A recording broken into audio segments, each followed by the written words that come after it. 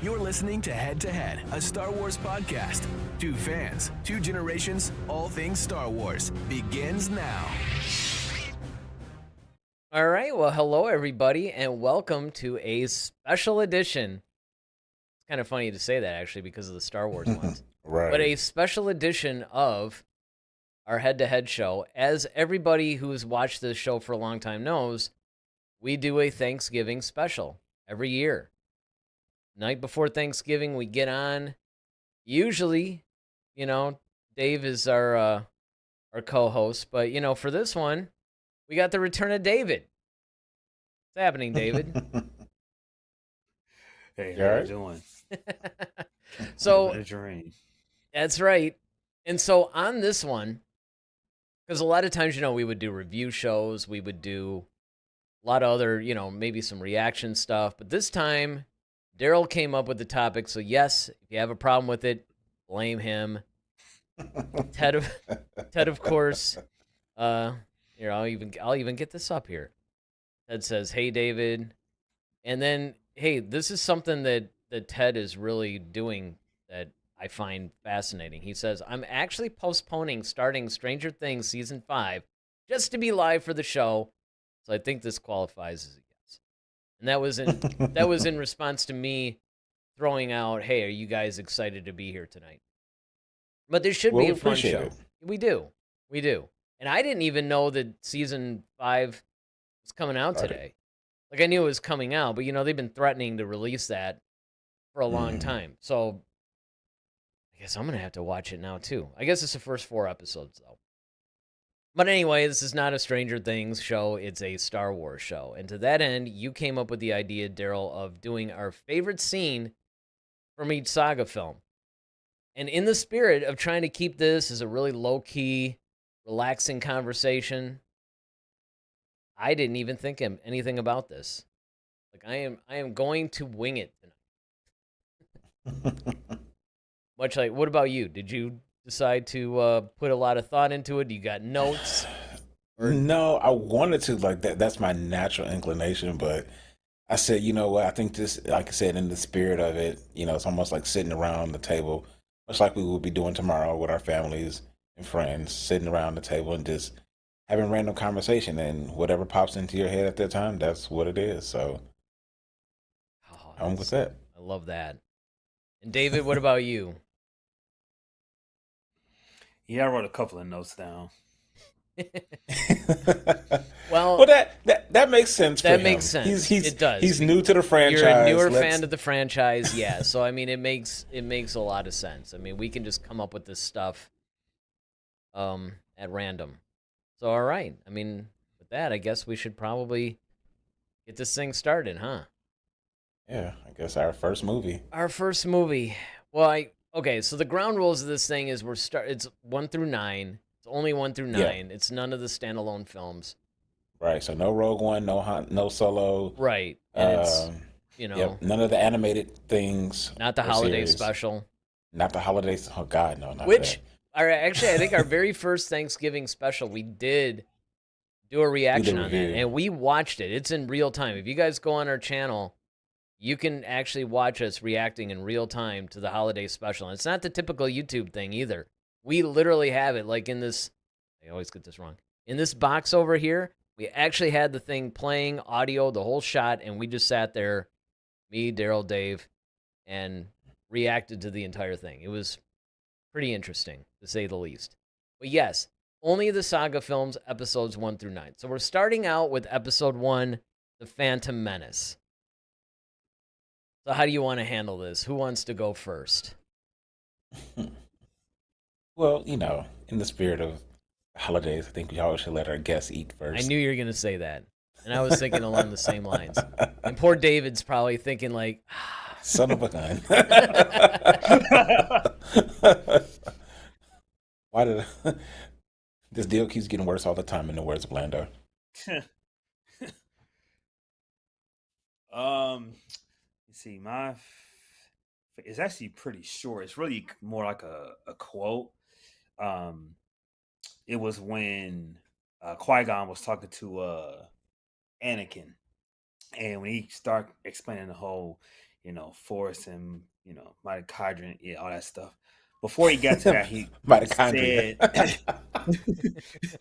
said. So before he said that, he said, your focus determines your reality, Mm. and pretty much, I guess you could say, of all the things that happened in the film, that really stood out. I mean, just because it's so true, and I think it's the genius of George Lucas, and just how you can take kind of those lists tropes, if you will, and I think that's one of those things where, yeah, how you your focus definitely determines your reality, and it was actually interesting watching it and kind of seeing little Anakin and the innocence of a child.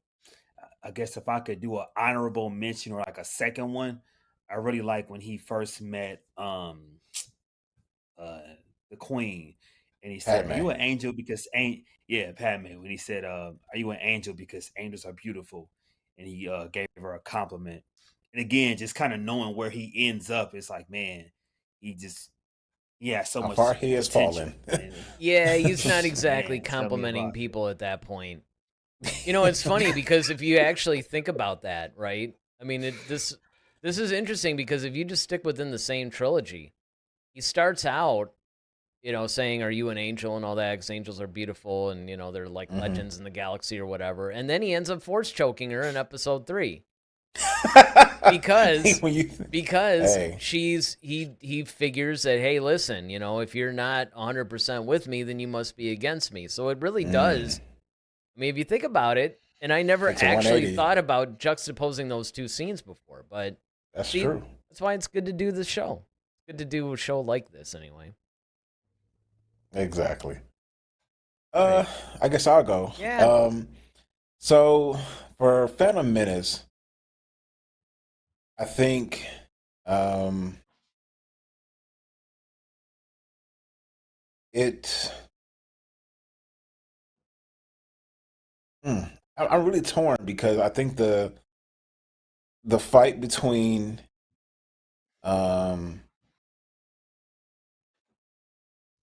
Amal, Qui-Gon, and Obi-Wan was, of course, like a very pivotal scene. But I think that was just the fun part. But I think what also made the movie really good was the whole Anakin scene. Not to borrow from David, but is when he was standing before the council and they were giving him the test to see if if he had the abilities of a Jedi, and a ship, a cup, a speeder, and then how feel you, cold, sir, and that whole thing. He's like, well, what's that got to do with anything?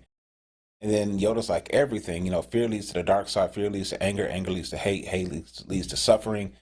And that's the first glimpse, like, that they saw that there was something wrong with him. Like, yeah, you're talented, but there's something, there's, and I think just the minds meeting together, and they were all kind of like trying to figure it out. Like, should we? Is he the prophecy? Is he the one? And should we take a risk on this kid? And I think that's really a very pivotal scene, because if they stuck to their guns, then maybe Anakin would have never popped up on Palpatine's radar. Still could have if that was the will of the Force, but it's one of those mysteries that if you train him, he could be good and then go bad, or he could just be good, and you just don't know. But of course, we know the outcome of that. But I think that was just a really good, um, pivotal scene for the Phantom Menace. Yeah, and again, I mean, I think that we have to quantify this discussion based on, are we actually going for the best scene or our favorite scene? We have this listed as our favorite scene from each one. Not necessarily, the best. Because, I mean, if I were going to go for the best, I would probably do that. Like either one that you guys mentioned. Um, I might even go for the ending where Yoda and Mace are debating, who was taken. Was it the master? Was it the apprentice? Hmm. There's Yeah. a couple other scenes in there. that I think are good too, where Obi-Wan confronts Qui-Gon about even taking on Anakin, and Obi-Wan reminds him, like, if you would just rein it in a little bit, you would actually be on the council. Why Yeah, do and I you thought that have was a to cool. why do you have to be this way? That would probably be Yeah. another contention I would have for the best scene. But I mean, we're going for favorites here. So if I'm going for favorites, when that door opens and Darth Maul is standing there ready to face them, that's my favorite scene of Yeah, the franchise. And that was honestly, epic. I have to toss it up between either that or the first time. Because a lot of people will point to that, but everybody forgets, like, that first time when Maul just jumps out of nowhere and starts dueling Qui-Gon on the sands of Oh Tatooine. yeah. That, I mean, it's really hard for me to choose between the two, because the emotion that when those doors open and Maul's standing there and he ignites his blade, I mean, that's just cinematic, pure Gold. spectacle, genius, whatever. Just the way that's done with the whole Duel of the Fates thing beginning. So you Hmm. had this perfect marriage between, like, scene and music and sound design and all this stuff. I would have to say that, but I It's do also the really, first time we saw Maul without his hood. yeah, yeah. But I mean, that first Because even when duel he though, fought Qui-Gon, the first time he fought him, he still had his hood still on. Which I don't right? see how he was able to do that. Well, he's probably got it hooked on something, but Yeah, I'm yeah. sure it's probably like those, like, little wig pins or something, or maybe there's like some sort of, like, little clip. I mean, it's got a lot of horns. You could probably put, like, a Yeah. hook through that thing, you know. There you go. But it's hard for me to really decide which one is truly my favorite. But I mean, honestly, I probably have to go for the end when the Duel of the Fates kicks in, those doors open, and Hmm. Maul's there, because everything is basically getting up to that point. And this is where we start to learn that the Sith have returned. There's a little bit of a reveal there, because up until then, the Jedi weren't worried about it. They're like, hey, look, they've been defeated for a millennium. I mean, but again, my favorite is not necessarily going to be the best. So, Mm. Okay. being that, as we have titled this, it's our favorite scene from each film, I got to go for that one. All right. Can I add something? Go Of ahead. course. We're in this Yeah, show for the long haul. Daryl, when you brought up Anakin when he was before the council, I was Mm. thinking about that, using that one, and one of the things that came to mind was, I don't know, I thought they may have sealed his fate, almost in a sense of, I'm looking at his reaction when they're talking about him to his face, like, oh yeah, he too old, he too this, he too that, too emotional to that. And I don't know. I mean, it just seemed like he kind of took offense to it, and perhaps they said it, and he like, okay, well, why are they talking about? Why are they talking so bad about me? I mean, because he's a poor kid, he was a slave, he just got Hmm. free, so in his mind, he's like, well, I got a chance at a better life. Maybe someday I can go back and save my mom. And here they are bad mouthing him. And he's like, man, they're rejecting me. And he's already poor. He's already a slave, already had a hard life. Mm. And I don't know. I thought I that never maybe thought they about it kind of that way. messed him But I mean, up. that is a valid point. I mean, considering, but I think that also kind of plays into their whole rationale, if you really think about it, because you normally they wouldn't have picked him because he was too old, because usually they get them when they're infants, because you can really train them on how to think, like, basically from birth. We could control what you're exposed to. The fact that you've already experienced this trauma in your life at such a young age, that makes you vulnerable, if you think about it, because you already starting to process information. You're starting to, your emotions are, of course, you're away from your mom. You had no father. So your mom, you know what your mom is going through because you've been there pretty much your whole life. So even though you're gone trying to be a Jedi now, your mind still thinks about, your mother. And so being a Jedi has always been about focus, concentration, discipline. And it's hard to do that when your mind is all over the place thinking about all this stuff that's going on in the world. And I think that's kind of what they were trying to, really uh, expound upon. It's like, look, yes, this child is talented. And yes, he has a high midichlorian count or M count, whatever people like to say. Um, but the fact of the matter is like, just because you have this talent, does that make you worthy enough to? But on the same coin, I think they were looking at it from the perspective of it's better to have someone like this talent with this much talent that we can kind of control, hopefully, than to let him loose. And granted, they knew, well, they didn't know the Sith had returned at this point, but it was kind of like you're leaving an awful lot to chance, just leaving somebody out there who already shows that he has ability. What if he, starts terrorizing? We got to deal with him later, so we might as well have him on our side. Well, the other thing you got to look at too is the fact that this guy is dreamed of being the Jedi. He's learned about what a Jedi is, and they're like these almost near mythical figures, right? And now, within a really short period of time, now he's faced with like the like the whole council. So this had to be a pretty intimidating experience for him at like 9 years old or whatever. That these guys that he practically idolized are now the best of the best are standing before him and criticizing him. And he did, I forgot the line he had, but when they said something and he snapped back a little bit, and then of course What Yoda, does that have to do with anything? yeah, just Yoda just started like, when he was like everything, right? I mean, Yep. he basically called him out on his crap. Like, okay, look, little kid, you don't even have any idea what you're talking about. And I think that was the beginning of that. Because, yeah, I mean, I think that's true, that he was probably going through some of these feelings or whatever. Because it's no different than, years ago when Top Gun came out and everybody, like, ran to their local recruiter trying to be a naval pilot. Well, hold on. It's not just like, okay, get a really cool haircut, jump in a plane, and now you're going to go start attacking some MiG-28s or something. I mean, it's like there's a thing. I mean, you got to be of a particular mindset, a particular skill set.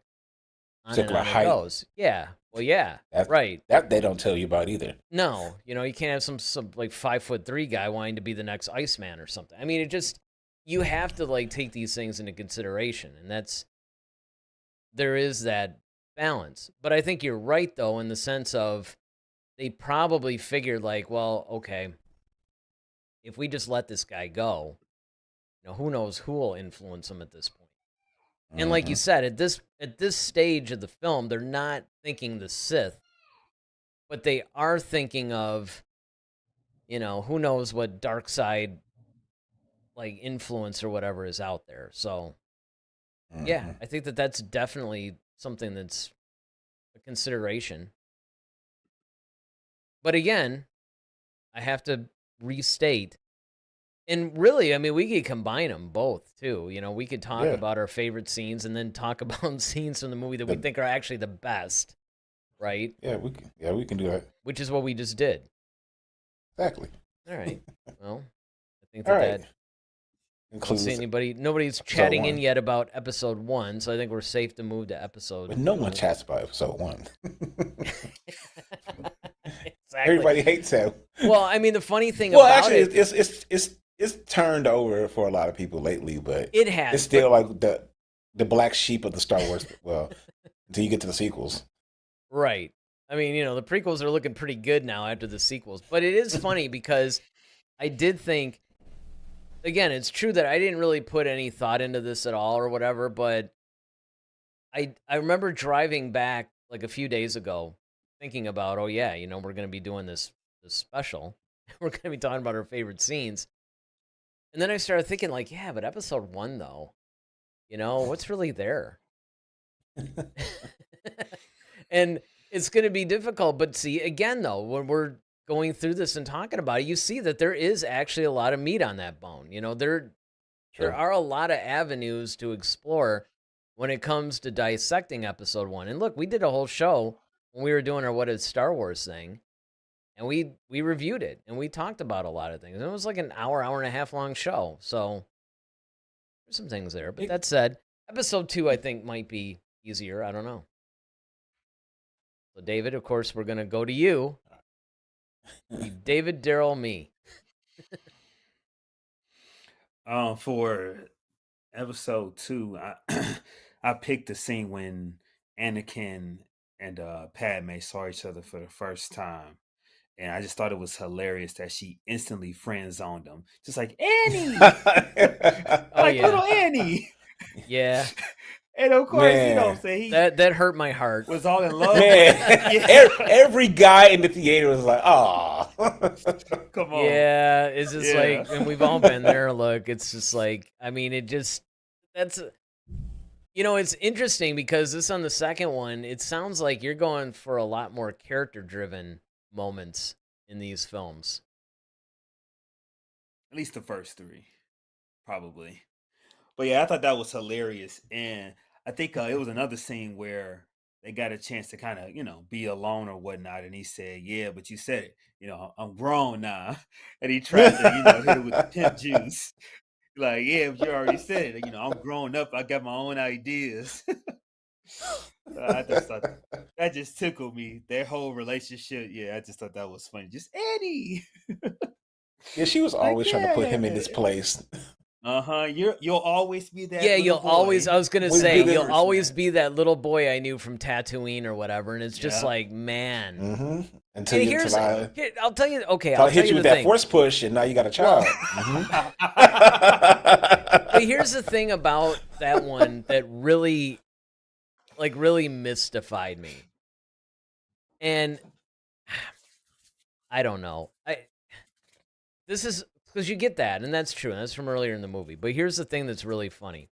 Later in the movie, when she wants to continue on this line, like, listen, it's impossible, I'm a senator, you're a Jedi in training or whatever, it's like, it's never going to work or whatever. She ends up dressing in this whole, like, leather dominatrix-y, sexy dress to tell him, hey, I only want to be friends.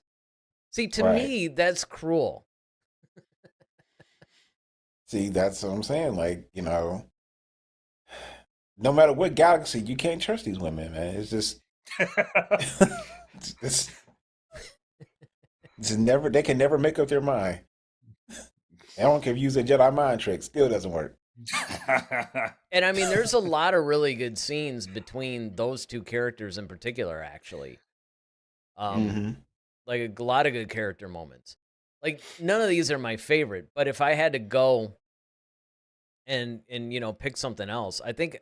Another pivotal, again, this might be, moving a little bit into the direction of best scene, but when they're, frolicking in the grass or whatever, and it becomes like a, like some sort of a Hallmark movie type of thing, or, some, like Nicholas Sparks romance thing or whatever.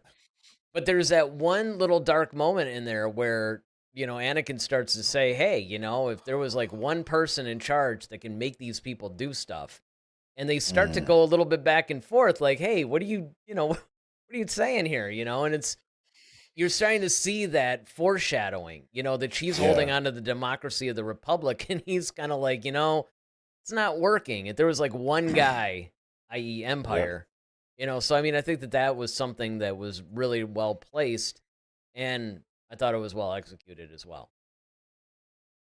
Was that your favorite?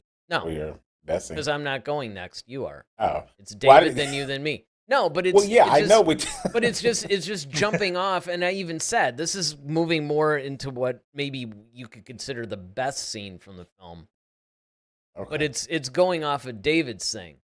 Because anytime any of us give any, sort of scene or any opinion on something, it's like, okay, well, let's expand that into some other parts of the film. All right. Yeah, I thought that was a great scene.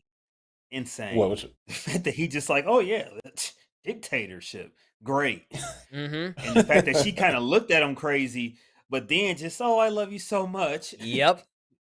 and just ignored it. Tina Turner to Ike Turner, man. Man. It's like, you know what? It's just Left a good he's a really good man. You know, he just gets a little angry sometimes. That's all.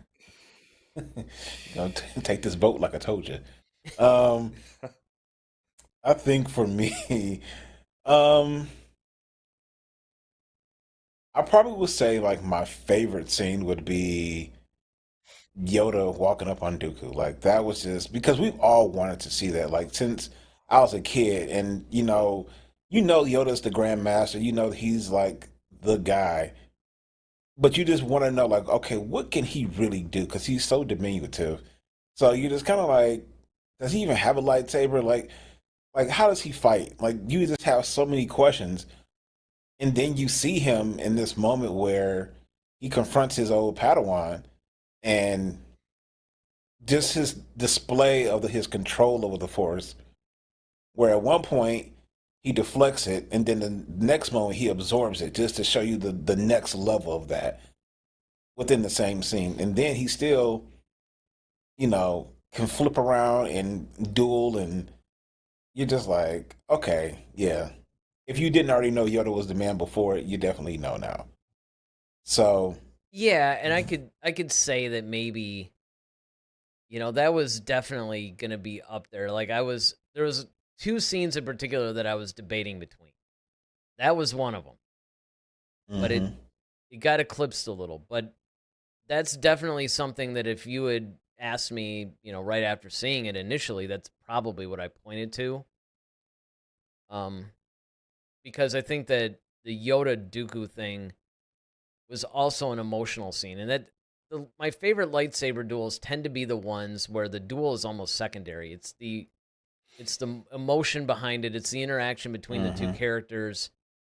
It's their motivations. Those are the things that I think really would make the duel stand out for me more than just a bunch of acrobatics.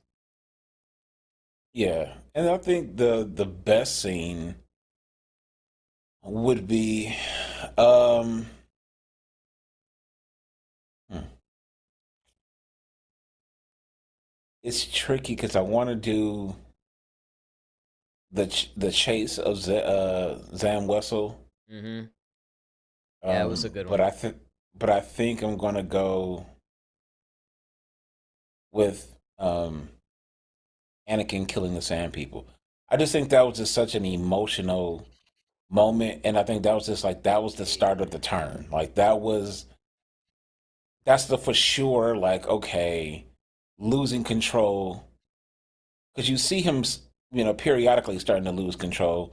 Like David said, okay, rolling around in the grass, and she friends on him at the very beginning. Okay, you starting to overcook my grits a little bit, and then now you're starting to move towards. All right, now I'm going to save my mother, and then I realize like I'm too late, and like he's just that's just the straw that broke the camel's back, and he just like he had enough. He couldn't even stop himself. It's just all right. All bets are off. Like Well, and then the somebody's way got the to pay for music this. starts to like rise, Man, that oh diddle my diddle God, diddle the music diddle, was and then he just like those strings. yep, and then he just It almost loses started it. sounding psychotic. Man, Yeah, yeah. No, no, no, absolutely. I mean, I would argue too that that's probably that whole little arc is the best scene, starting from when he was interacting with his mother again, and then she ends hmm up dying in his arms, and then he ends up losing it, and then he just goes ballistic on them. You're yeah. right. I think that that's the best scene. My That and when he starts saying, "I killed them all, the women and the children," Oh like he yeah, just he was just like he just I slaughtered is them like yep. animals. I was like, dang, no It's like remorse. okay, you're proud of yourself. That's that's good. I mean, what do you say? That's nice, dear. As you're installing the extra lock on your door, like it's almost like after saying that. Now, what was that you wanted to tell me again? You said you had something to tell me. It'd be like, yeah, Yeah, never nothing. mind. Yep, all good. I think we're good. But my favorite is probably the not the duel, but the initial interaction between Obi-Wan and Dooku when Obi-Wan was imprisoned. It's kind of like hanging in that force field thing or Oh, he's in that whatever. little stasis field. Yeah. Yeah, and basically Dooku was trying to tell him that, the council is being controlled by a Sith Lord, and, he was trying to, because there's just a lot of meat to that, and I thought it was really cool that here's Dooku, who's one of my favorite characters in Star Wars, period, but especially of the Hmm. prequels. He's trying to convince, or not Anakin, Obi-Wan, that, look, you may not agree with what I'm doing or how I'm doing it, but you do need to understand there is a necessity here, because things are not what you think they are. All is not what it seems. And obviously, Obi-Wan's just like, yeah, I'm never going to join you, whatever. And it's like, oh, that's too bad, and he walks away. But to me, that's just a very pivotal, amazing, amazing scene. Let me ask you a question about that. So we all know that like the Sith always have the whole rule of two, and their objective is of course to eclipse their master. Do you think that was Dooku's approach? That's why he was telling Obi-Wan all this? Because you would think like, why would you be? It's, he's kind of giving him the answer key in a way. And you would think like, okay, well, if you have this grand plan and that's your master, like, why are you sabotaging it in a way by telling Obi-Wan all this? Because at this point, Obi-Wan and them still didn't have a clue. And you kind of have to wonder now because Dooku kind of fancied Obi-Wan a bit because that was his Padawan's Padawan. So in other words, from a Star Wars perspective, that's like his grandson in a way, from a teaching perspective. Do you think that that's what Dooku was trying to do? Was trying to seduce Obi-Wan to the dark side in that manner, or was he Yeah, no, you, legitimately you trying answered your to own do? question. Because the rule of two says that the apprentice has to kill the master at some point. So Dooku figured, okay, either, because I don't think that Dooku felt he was powerful enough to kill Sidious. I think he knew he wasn't. But Mm, his whole thing was like, okay, well, if I let this little nugget of information go, the Jedi can go and kill him. Well, when the Jedi kills Palpatine, he would be the master. And now he can get Obi-Wan to be his apprentice, because obviously Qui-Gon was his apprentice, so that whole like son, that thing, grandson-ish whatever, relation. yeah, falls into play. Yeah, I think that's exactly what it was. Because if you remember, I mean, Dooku was also trying to train Asajj Ventress too, to be his Yeah, apprentice, it just basically. I seemed mean, like he's he would have just, gone with Anakin instead of Obi-Wan though, well, I don't think because he, yeah, but I don't think because he didn't feel that connection. You got to remember that from Dooku's perspective, I don't think he realized how powerful Anakin was. And if you think about it, at the end of this film, in the duel, Anakin really wasn't all that. I mean, Dooku like dismembered true, him in like seconds. So he true, wasn't exactly all that impressed. In fact, it was in that duel that Obi-Wan lasted the longest, because he true. shot the Force lightning and Obi-Wan blocked it with his lightsaber, and it's like, okay. So if you're really looking at power at that point, Anakin was his own worst enemy because of his impatience and his recklessness and all that other stuff. Hmm. To Dooku at that point, because he doesn't know any of this Chosen One stuff. Like, he has no idea. No, he does. Based on from the book at least. From the book, but he doesn't know Anakin is the Chosen. He doesn't see that in Anakin. I see what you're Qui-Gon saying. saw that and all these other people, but, Dooku's not thinking, oh, yeah, this is a Chosen One, especially after that duel. It's like, dude, I Yeah. dispatched you in like seconds. I don't think you're the guy, you know? But Obi-Wan, he has that emotional, almost familiar or familial connection to. So Yeah. I think that he would want to win him over. Plus, he also knows how Obi-Wan is. Obi-Wan's a very by-the-book guy, and it's like, look, if I can win this guy over, it'll make things a little bit easier. So I think that that's really what was going on there.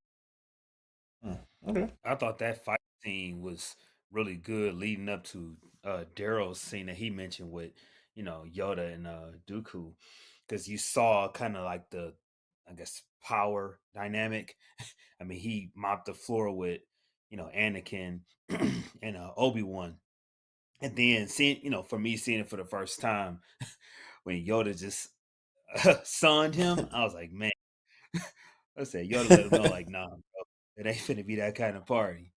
It was Yeah, great. I exactly. thought like the way they kind of set it up that way to show like, oh man, this guy's really strong, and then to really, let Yoda out of the cage and let loose.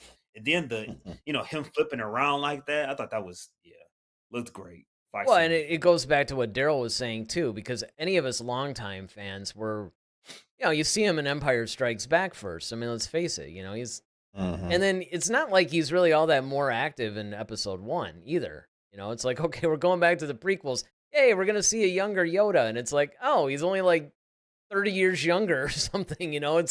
I mean, it's not exactly the younger Yoda we thought we were gonna get because we didn't know how far back they were gonna go. Hmm. So we didn't really understand the logistics of how was this going to work. Like, how's this guy, is only a couple of feet tall, going to battle against all these arguably much taller opponents who are He also was like, what, powerful? 6'4", 6'5"? Yeah, Got exactly. And Yoda just like, I mean, yeah, I'll never forget because usually the combination in the theater when these scenes first came was like bewilderment, laughter, and then, cheers. yeah, Because and amazement. Yeah, yeah, it just nobody expected, Yoda to be bouncing around like a little ping pong. pinball or something. Yep. And it was kind of cool though because look, even seeing him draw a lightsaber, that's something that we never saw. Up until that point that was like a Luke Skywalker kind of thing. That was like the more warrior guys. And even then, I mean, it was kind of a stalemate there where Dooku was like, "Yeah, all right, we're not going to be able to settle this with our lightsabers. We're going to have to like maybe do a little bit of power in the Force and see who's stronger there because they were basically evenly matched." And there is also that connection too because Dooku was Yoda's Padawan, Hmm. so there's some emotion there too. Yeah, definitely. Yeah, absolutely. I mean, I thought that was like great. Okay, Ted says my favorite scene from the prequels are all the scene time with Jar Jar, Darth Jar Man, Jar. Ted. Come on. I will say this though. That Darth Jar Jar thing has always been a really cool concept. Oh yeah, the what if? And Yeah, if they had done something like that, that would have been first of all, that would have been a very brave thing if Lucas had very done that. brave. That would have been a very brave, but at the same time, that would have been really cool, especially if Jar Jar just dropped the whole, oh, he's a, whatever, and just started like talking more serious and normal, and had been Hmm. revealed as a Sith Lord. That would have just been mind blowing. I honestly Wish kind they of would would have have been done on it. board with it, to be honest. Like that would have been really crazy. Yeah, yeah. That would definitely been an interesting concept. Yep. They would have had to really show like a good switch though, but if they did it right, it would have worked. Well, because if you read a lot of the stuff that's there, I mean, the stuff is actually already there. That's what makes it so great. That's what makes the Yeah. concept so great is that when you go back after that whole thing had come out, it started out as a Reddit thing or something, but whoever composed that whole synopsis and fan theory or whatever, if you go back and actually watch the movies with that in mind, you're like, wow, you could actually make that work with no issues. Mhm. So, I mean, that would have been that's just a little side note based on Ted's comment. I mean, after all, he's given up Stranger Things for us tonight. I feel Of that course. the need to pay some attention and give some attention to Yes. the comments, even the crazy ones. It's the internet, man. All right, so we're Exactly. moving now to episode 3, So Revenge of the three. Sith, it looks like. So, David, Yep. what do you got for us? My favorite scene was when Samuel Jackson was fighting Palpatine, and Mm. He was getting ready to kill Palpatine, and Anakin steps in. Then just the lightning, from Palpatine, um, and then of course, he kills him. And Anakin's just like, oh my god, what have I done? Kind of a thing, and then just that whole, henceforth you'll be Darth Vader. That whole It's segment pretty was just good. That great. was, I know, I was gonna say, man, That that was, that was pretty actually good. sounded pretty good.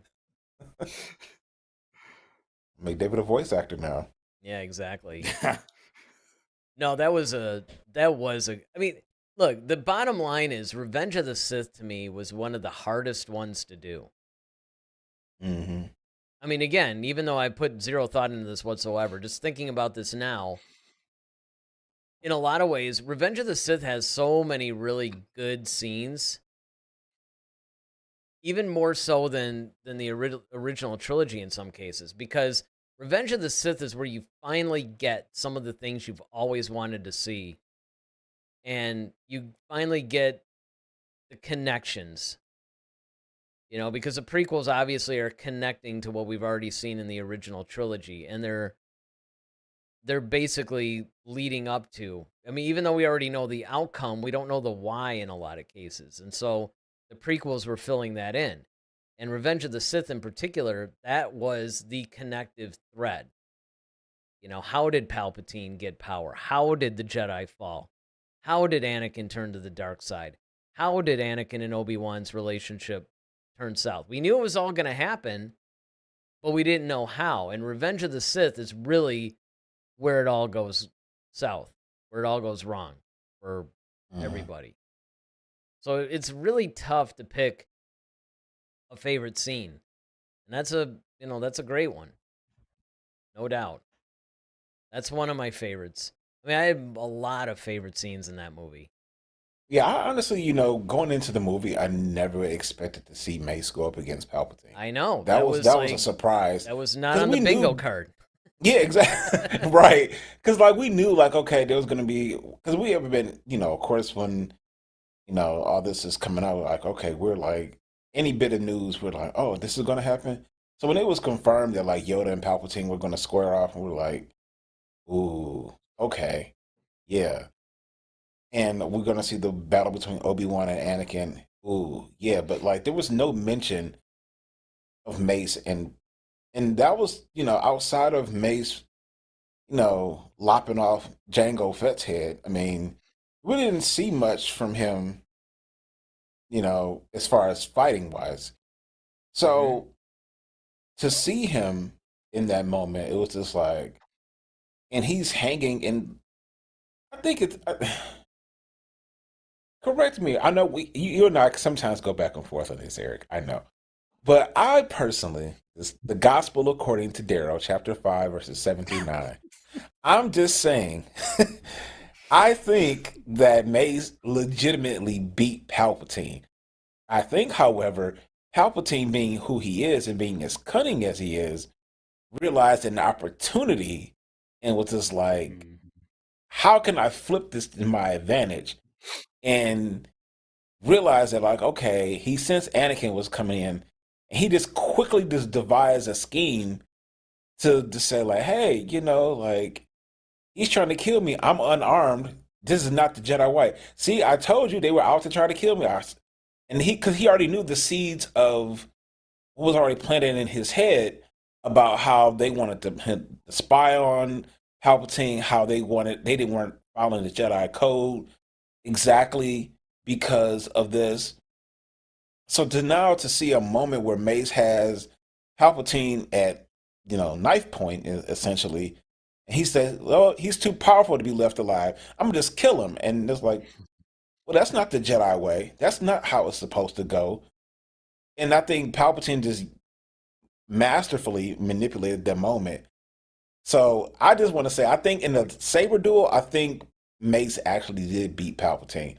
However, I think Palpatine used that to his advantage. Well, for the definitive answer, and I don't remember. I mean, I had always felt that way, but I mean, I think Lucas did address that in the commentary on Revenge of the Sith and Mm. what was going through his mind, because there's a couple of different ways you can look at that. you can look at Palpatine orchestrating that whole thing because, once he revealed to Anakin that he was a Sith Lord, he knew what Anakin was going to do. He's going to go back and tell the Council. Mm-hmm. So Palpatine knew that he was going to be facing off probably against Mace and some other members of the Council because he knew where Yoda was and he knew that Mace was still there. So he knew that Mace was going to be the one to go and try to do it. And so it is possible that he could have orchestrated this loss only to do what he did at the very end because he knew that Anakin was going to show up. But it's one of those where you can really read it either way. Mm-hmm. So I mean, it's like, that's why it's got to be one of those, well, what did Lucas intend? Because he's the one that made the movie. Sure. It's whatever the intent was. Because honestly, you can convincingly read it either way. You can read it as Mace won, and that's a perfectly valid thing, or you can release it as it was all concocted by Palpatine. And for anybody that sits there and says, well, I don't know, he couldn't read that, it's like, dude, this guy just orchestrated this entire thing. Yeah, he's been with plotting this so for many ever. Yeah. And I mean, look, if you're gonna find plot holes, there'd be plot holes there. Like, how could you possibly know, all this was gonna happen? And I mean, I think a lot of what we get in the Clone Wars actually is that, look, there's times where he didn't anticipate things, but he was a master at making things work to his advantage, even if he didn't anticipate it. Right. Like, it would still move things toward his final outcome of his plan. Maybe he just had to take a detour or two, It's like, all right, I didn't expect this, so let me shift things a little bit, right? And and do that. So yeah, I mean, absolutely, you could read it either way. Cool. All right. I'm sorry. Okay, so that was David's favorite scene, right? Yeah. I like lost track. I mean, we're all talking about it, and I'm like, all exactly. Right. We're all like, in episode 4, like, wait a minute. No, so for me, I think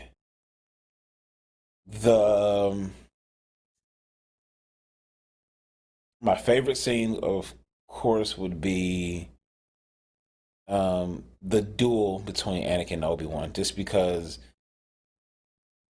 not just like you said earlier about the emotion. It is the emotion and it's the conversations that's being had. Like, like, Anakin, you're the chosen one, and it was just like,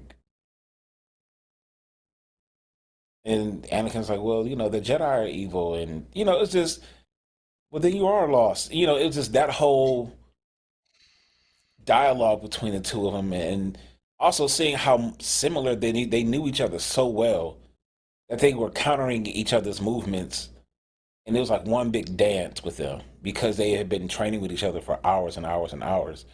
It's almost kind of like in the lightsaber duel, like, we're pretty much the same, and all it took was just basically Anakin just being who he is, and Obi-Wan could anticipate that.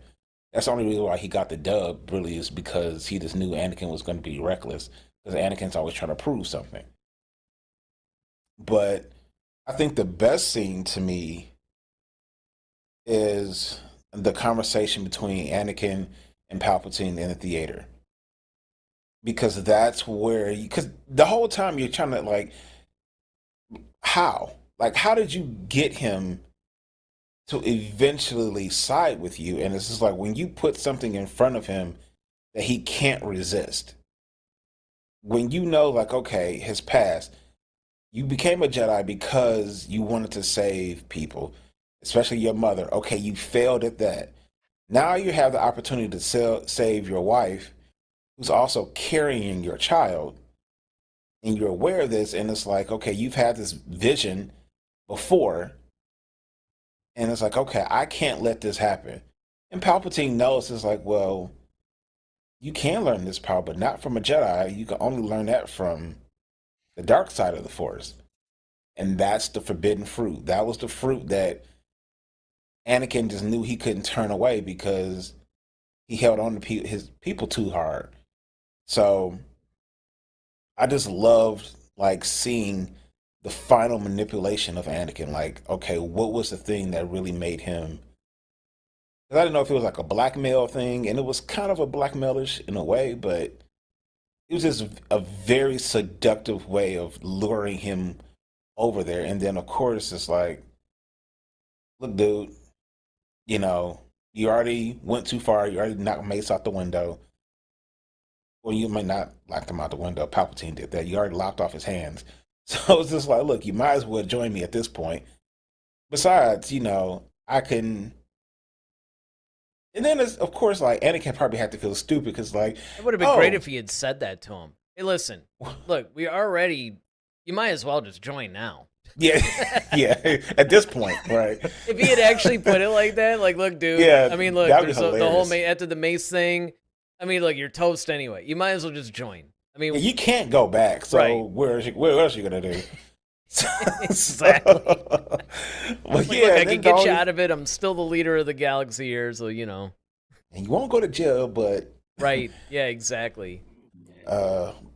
we get to still not even still get the reward of like, okay, well, I joined you. Well, maybe together we can figure out how to Oh, do yeah. it. Like, what? No, I that ain't know. what you said before. See, Like, and I'm surprised he didn't call him out on that. Like, I mean, honestly, think about it, man. It's like he spends the whole movie talking about, hey, look, I got the secret. My master taught me. I'm gonna pass it on to you. I can make it to where you could still save Padme and all this stuff. And it's like, okay, I basically cause Mace to die, allegedly, because we didn't see his Right. body. And it's like, you're knighting me, Darth Vader. Okay, cool. And if he started to just go, well, nobody really knows the secret of death, but hey, together, you and I, we could find the answer. I'd be Yeah. like, whoa, hold on, like mother. time. That's not what you said, Right. right? That's like some politician stuff right there. Which, of Mhm. course, he was a masterful Yeah, politician, right? That's you see why. I mean, I'm surprised he just let that one go. So I would have been like, hold on. Now you said this whole time that if I joined you, you would give me the seat. You didn't say anything about us finding it out together. You Right. that You wasn't what implied that. yeah. But yeah, those are my two. Well, and I mean, I would probably agree. I don't know. So the theater scene, I would say that probably ties with one of my favorite scenes as the best scene. Because I was a little torn. I mean, look, my favorite scene absolutely has to be where everybody likes and subscribes to this channel. Oh. Talk about master manipulator. I All mean, right. hey, look, you know what? All right, Palpatine. All But right. hey, if you guys like conversations like this, if you like these kind of analyses, if you're really that into Star Wars, and you really like this kind of fun discussion where, our people are chatting in and, we're talking, subscribe to the channel, hit the notification bell, and like this video because it really does help the algorithm and it puts it in front of more people, especially live streams. Okay. Before I get onto this, let me get to Dwight 1637's comment where he says the theater scene is when Anakin began to turn. And yeah, this is definitely, I believe, too, the case where this is when he's starting to seriously entertain it. So, going to my favorite scene,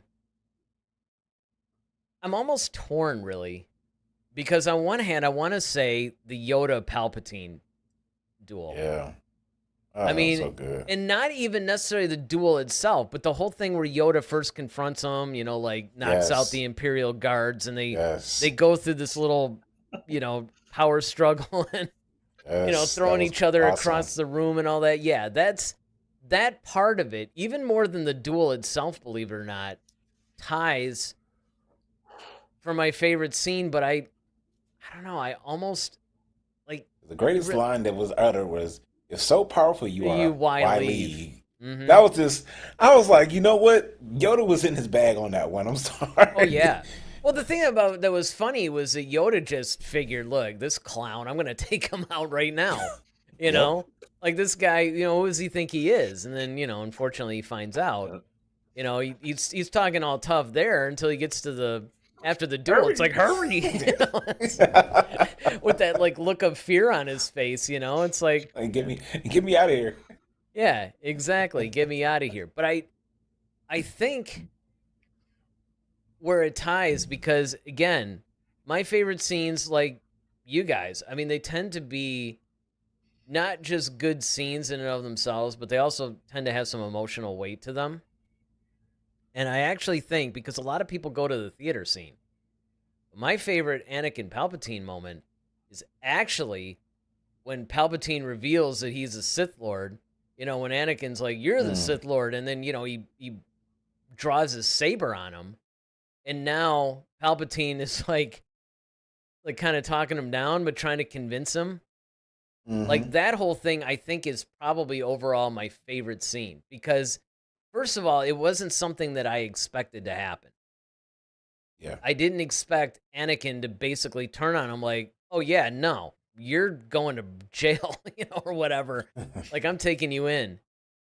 And, he had to be somewhat convinced, but it's also like how Palpatine was framing everything and the Sith point of view, and everything's out in the open now. That's just such a great scene to me.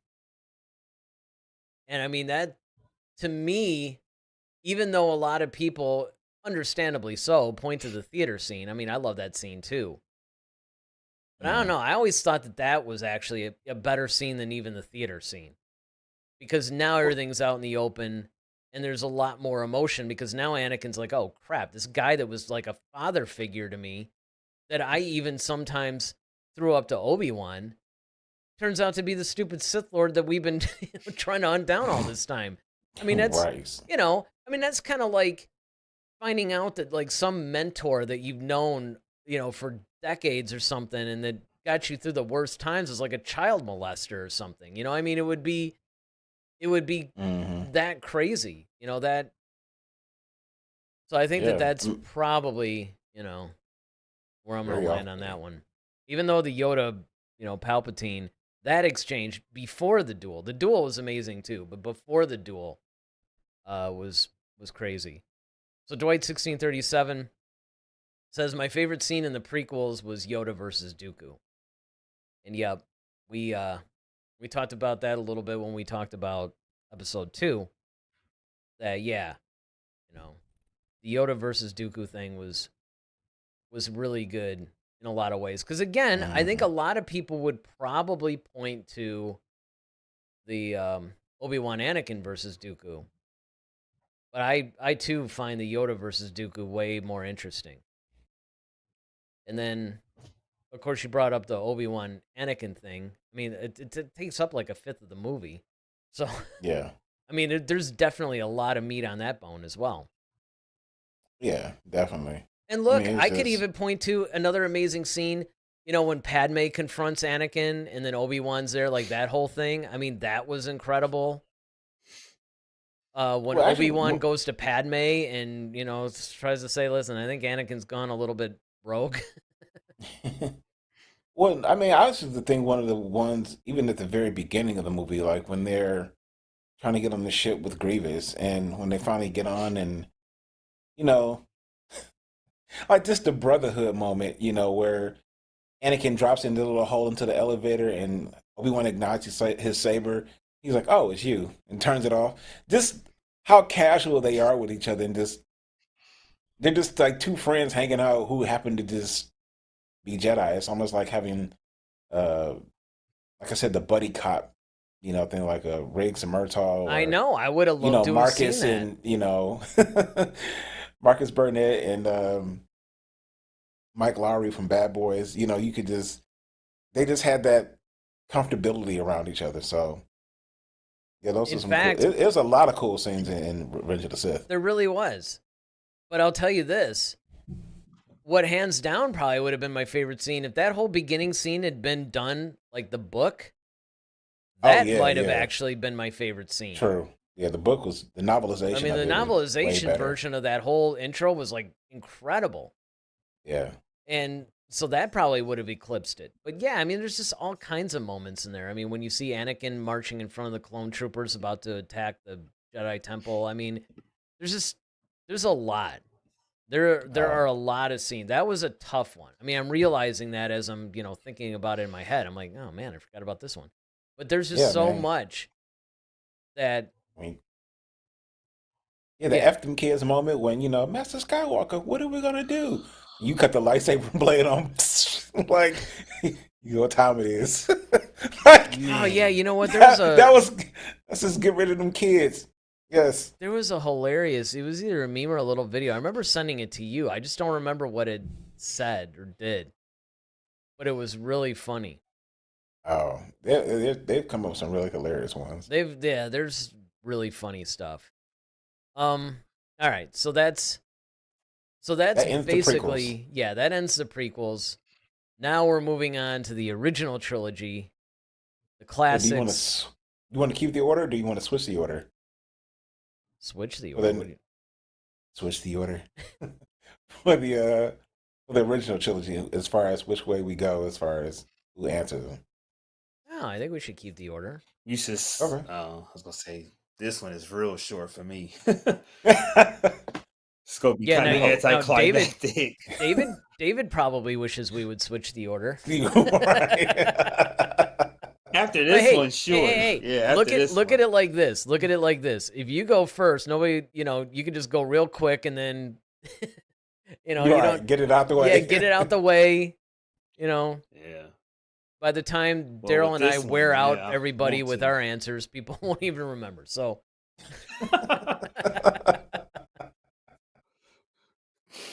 Well, like I said, this one is pretty anticlimactic. Yours are probably going to be much more, I don't know, intellectual. I think the very, very first time I saw it, honestly, the thing that stuck to me was that big fat blob thing that Han Solo owed money to. Oh, Jabba. Oh. Yeah. I'm like, what is this? I was dying. I'm like, what is this big blob thing?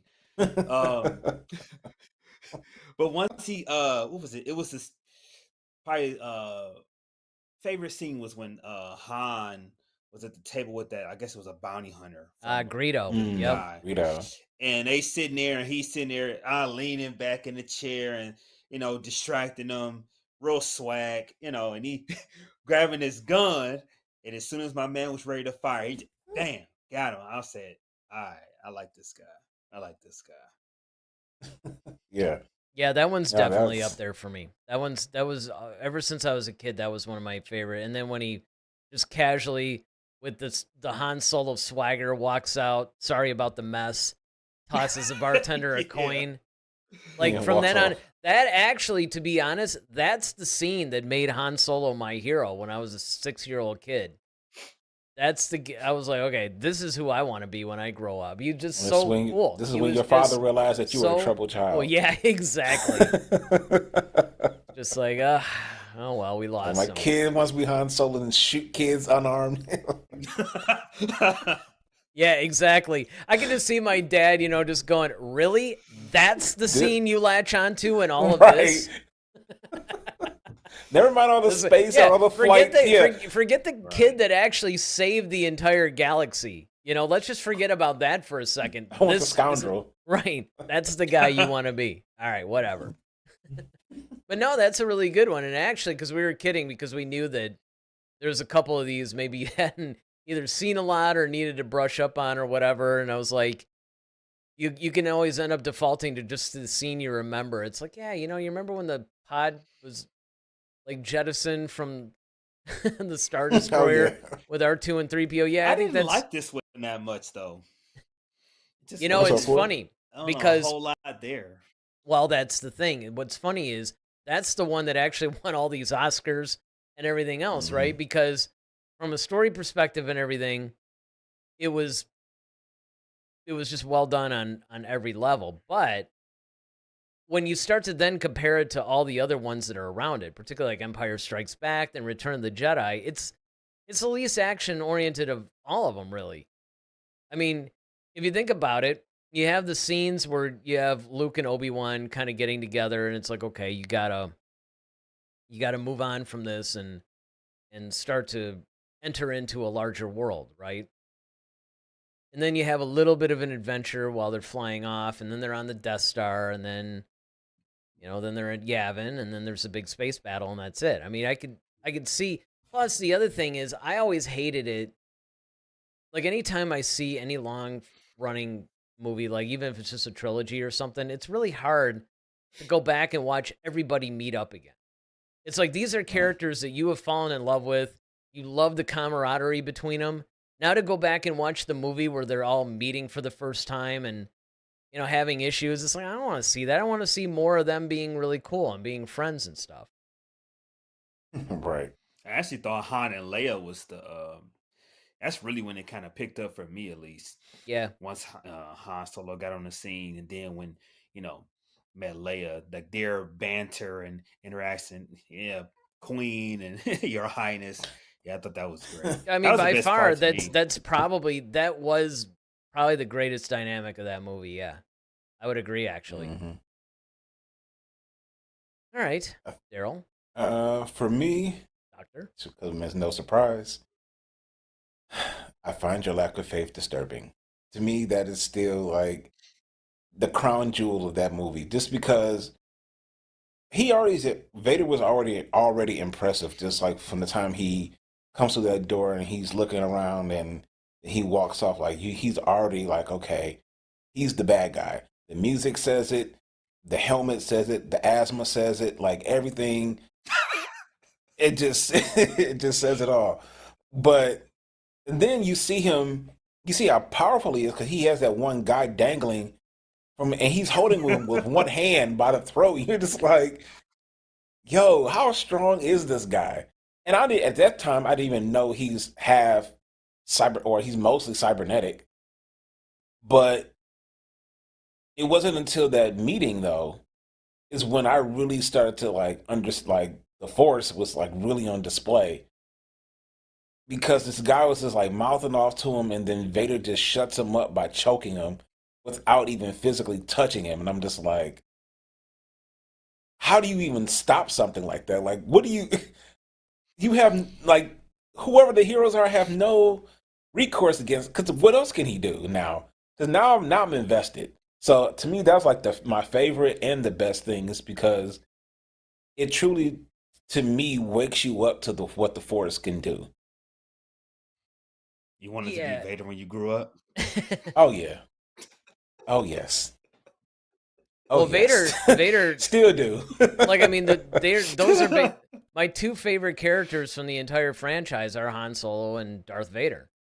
Mm-hmm. I mean, even though I love a lot of the other characters that they've come up with, like, I absolutely adore them. Like, I love Mace Windu too. He's another character that they created him. It's like, man, he's such an underrated character. People just don't even understand. But yeah, okay. Well, honestly, that's my favorite scene as well. Really? It was kind of like a tie between the two, because I also really do love the Obi-Wan Vader duel. Obviously when you're a kid and you see this, and remember, you didn't have the prequels, you didn't have all this stuff. This is the first time that we're ever seeing anything like this. Like, a lightsaber was kind of cool. Another favorite one that I had, which is kind of a weird scene maybe to have as a favorite, but it's when Walrus Man and that other dude confronted Luke in the cantina and like pushed him around, and then Obi-Wan stepped in, and it was like between those three for me. Those three. Honestly, for you, I thought it would have been Tarkin for you. I thought it would have been like at least Han. I know, because I always knew that was your favorite, but I thought Tarkin might have been the other one, just because I know you love Tarkin as well. Yeah, well, I mean, I love, like, when they came out with the novel not too long ago, like a few years ago or whenever that was. And yeah, I mean, I always thought that the Tarkin was a cool character, but he wasn't really, you know, because He was actually pretty intimidating, though. he was, and he was another really interesting character, I think. But I don't know. He's the thing is they didn't give him too much. Like Tarkin actually became more of a favorite character once you got a lot of these expanded universe stories, a lot of the comics, and then especially the new canon novels. They really like Tarkin's like, and then like Rogue One. I mean, Rogue One, Tarkin's amazing. I mean, Yeah. and you see how powerful he is in the organization. But at the time, it's like, I mean, that's all right. All right, let me get to a couple of these chats. Of course, Dwight comes back and says, Yoda's exposition with Luke about the nature of the Force, it explains the entire franchise. Everything is fleshed out from that dialogue. Yeah, if we're jumping ahead to Empire Strikes Back, then Which yes. we're pretty much there. But, I mean, we are, I guess, pretty much there. I just said my whole thing. And then Travis Mitchell. How's it going, guys? It's going good, man. Hey, pretty good. We're hanging out. We're talking Star Wars on the night before Thanksgiving. Nobody has to worry about work tomorrow. We're doing really, really well. But yeah, all right. So we're moving on to Empire Strikes Back. Oh, wait a second though. Travis does have something else here. It says growing up with the 2004 special edition, I get a good laugh with the Jabba scene. It being a human initially, with a CGI slug placed over him and Han calling him a wonderful human being is great.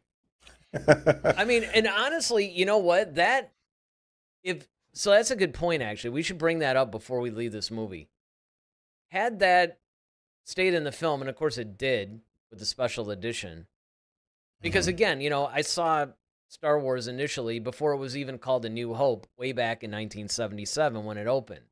So I remember seeing that legendary deleted scene. Well, it wasn't even really deleted. It wasn't even done, right? Where they had the human playing Jabba. And for a long time, when I was a kid and I first saw that, I just assumed, I didn't know he was a stand-in. I just assumed he was Jabba. So imagine my surprise when I go to see Return of the Jedi, and I'm like, oh, cool, Jabba the Hutt's going to be in it. And then I saw the blob, as David said. And, I'm like, wait, that's Jabba? Ooh, he's gone through some changes, right? Life's been unkind to Jabba. But it turned out that they were going to, I think they were going to do something with like a practical puppet or something like that. And then, it just didn't work out or whatever. So they never actually ended up completing the scene. But then when they came up, because remember, there was actually two versions. There was the 1997 special edition that had horrible, horrible animation. And then like Han Solo like lifts up and, comes back down. And I mean, it was just horribly animated. And then they fixed it for the next round. But that was actually a really good scene too. And I mean, I would put that right up there with the I find your lack of faith disturbing, actually, in the duel. I mean, me personally. It's funny. It's funny because when David brought up, when he said, talked about Jabba, I'm so used to, because the movies that I grew up on didn't have that. I had right. So same here. And I keep forgetting about the special edition add-in. So I'm kind of like, oh yeah, Jabba was in there, for a brief second. I keep forgetting about that. And don't forget, Boba Fett was standing like right next to him. I mean, one of the things that scene did, and that's the one scene I am glad they put back in there, because it really shows you the relationship that Han and Jabba had and why Jabba feeling like Han betrayed him was such a big deal. Because without that scene in there, sure, it's like, oh, Jabba's got a price on my head, whatever. You had the whole Greedo Han thing going. Yeah, he just wants his, money, whatever. But you don't really understand why it's so personal with him until you see that scene. So, I think I just think that's a really important point to make. All right, so now we can move on to or Empire Strikes Back. All right, David. My favorite was when Luke and Vader faced off. I think it's like he kind of rises up in like this elevator thing, um, and just the way they set it up.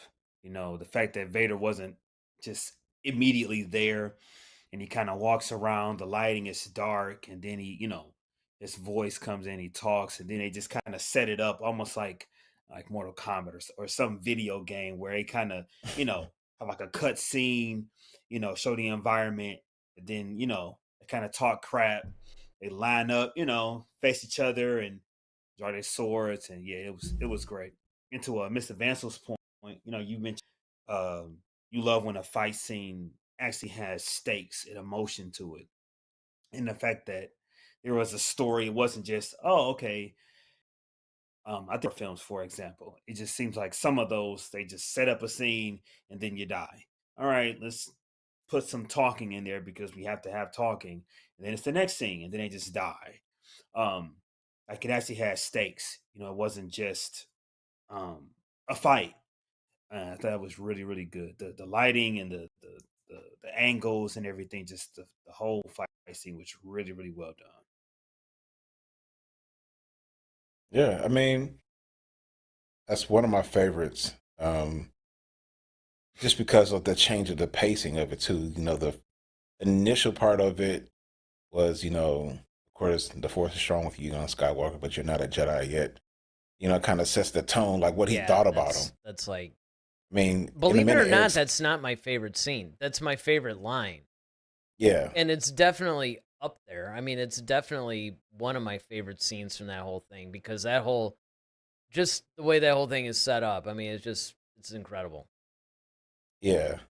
But yeah, that whole the change of pace, so it starts off slow with that. Then, Vader kind of hides himself and then he pops back up again and he's now testing him with the Force by throwing stuff at him. And then, of course, after that, then he starts speeding up with that barrage of like this violent attacks. I mean, just like you said, the pacing of it and getting different modes of Luke in there too was really sweet. So yeah, I can understand why that would be the favorite for you. As for myself, uh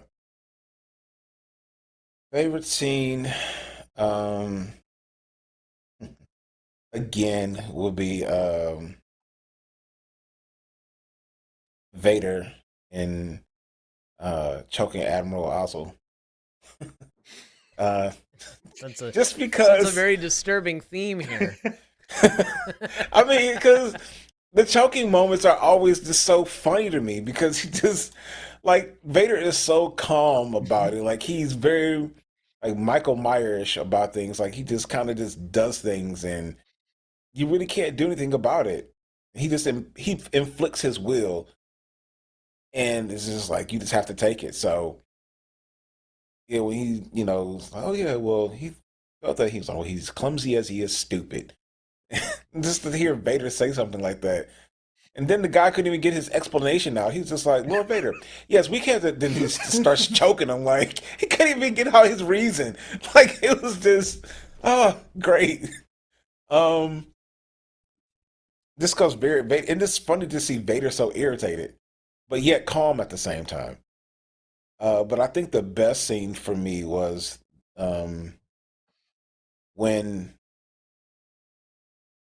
Yoda raises the X-wing. He like literally brings it across the swamp, and Luke is standing there in amazement. He's just like, I can't believe it. And Yoda looked at him just so calmly, like, and that is why you failed. And I was just like, wow, like that's just one of those moments where you just have to just like, this is why the Force is the Force, and this is why you can't do what you want to do.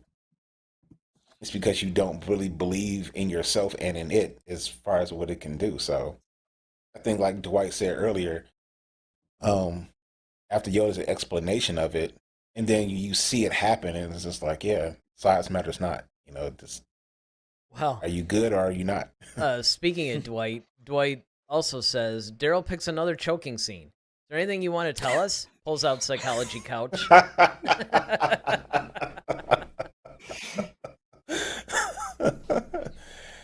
No, I don't have anything I want to talk about. Yeah, just be glad. It's just like, can you imagine if you actually had that power and Oh, you right know, now Dwight's choking to death and you're just like, no, I have nothing I want to say.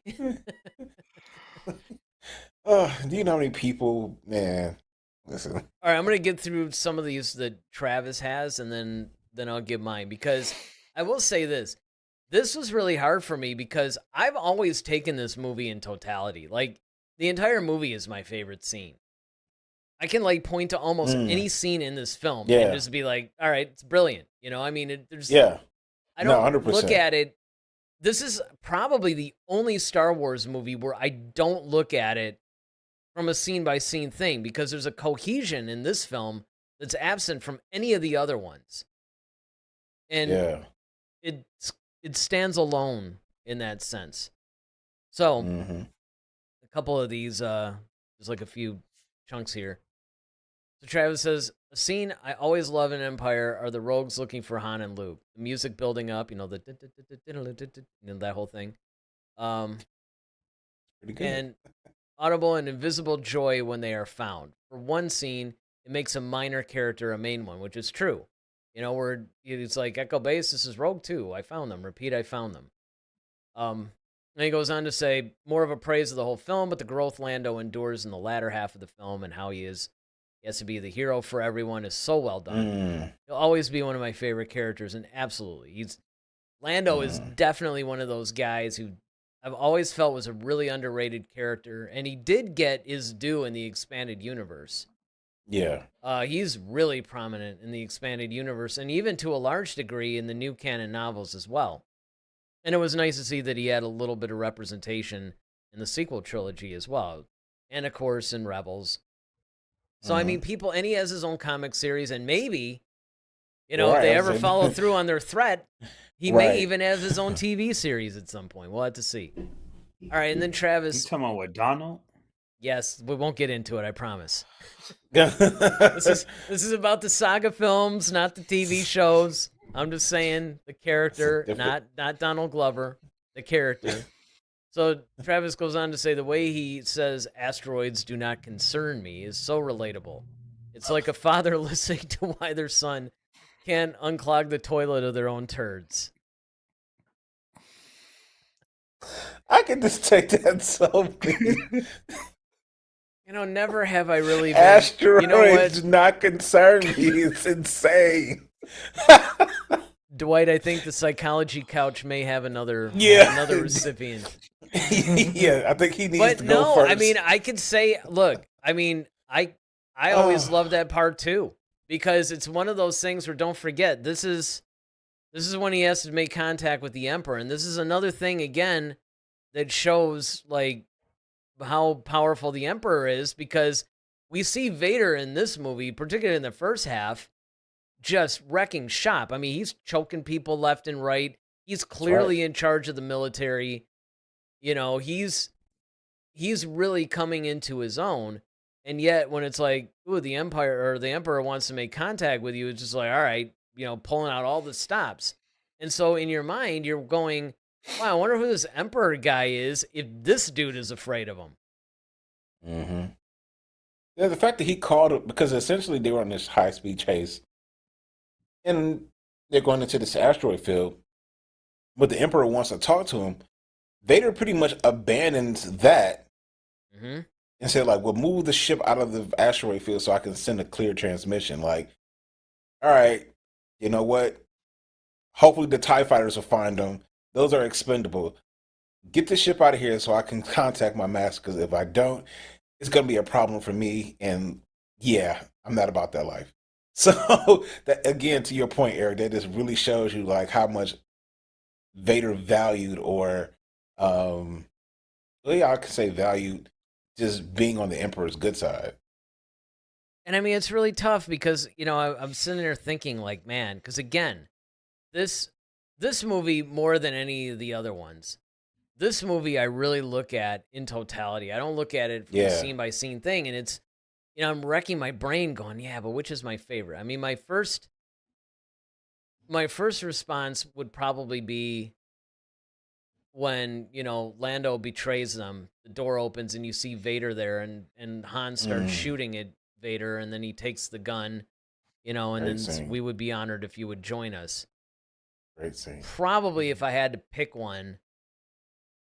But then I also go to when Vader talks to the Emperor, Hmm. and then of course this is one way where even in the special edition it's even better because number one we have Ian McDermott as the Emperor in that. Two, Right. it's a way more expanded conversation in Hmm. that version. So I don't know. I guess it's a tie between those two because maybe depending on the day. But of course, the whole, the Force is strong with you, young Skywalker, but you are not a Jedi yet. I mean, I love that. Yeah. That's definitely my favorite line. I don't know if I would go The as far as to say, lighting in that yeah, scene like is just exactly. It's like everything ah, about that scene is just chef's incredible. kiss. And so I would probably, I don't know, that's a tough one. The Empire Strikes Back. Again, the whole thing is my favorite scene. Yeah, I'll say The Empire is still hands down. It's still my favorite Star Wars movie of all time.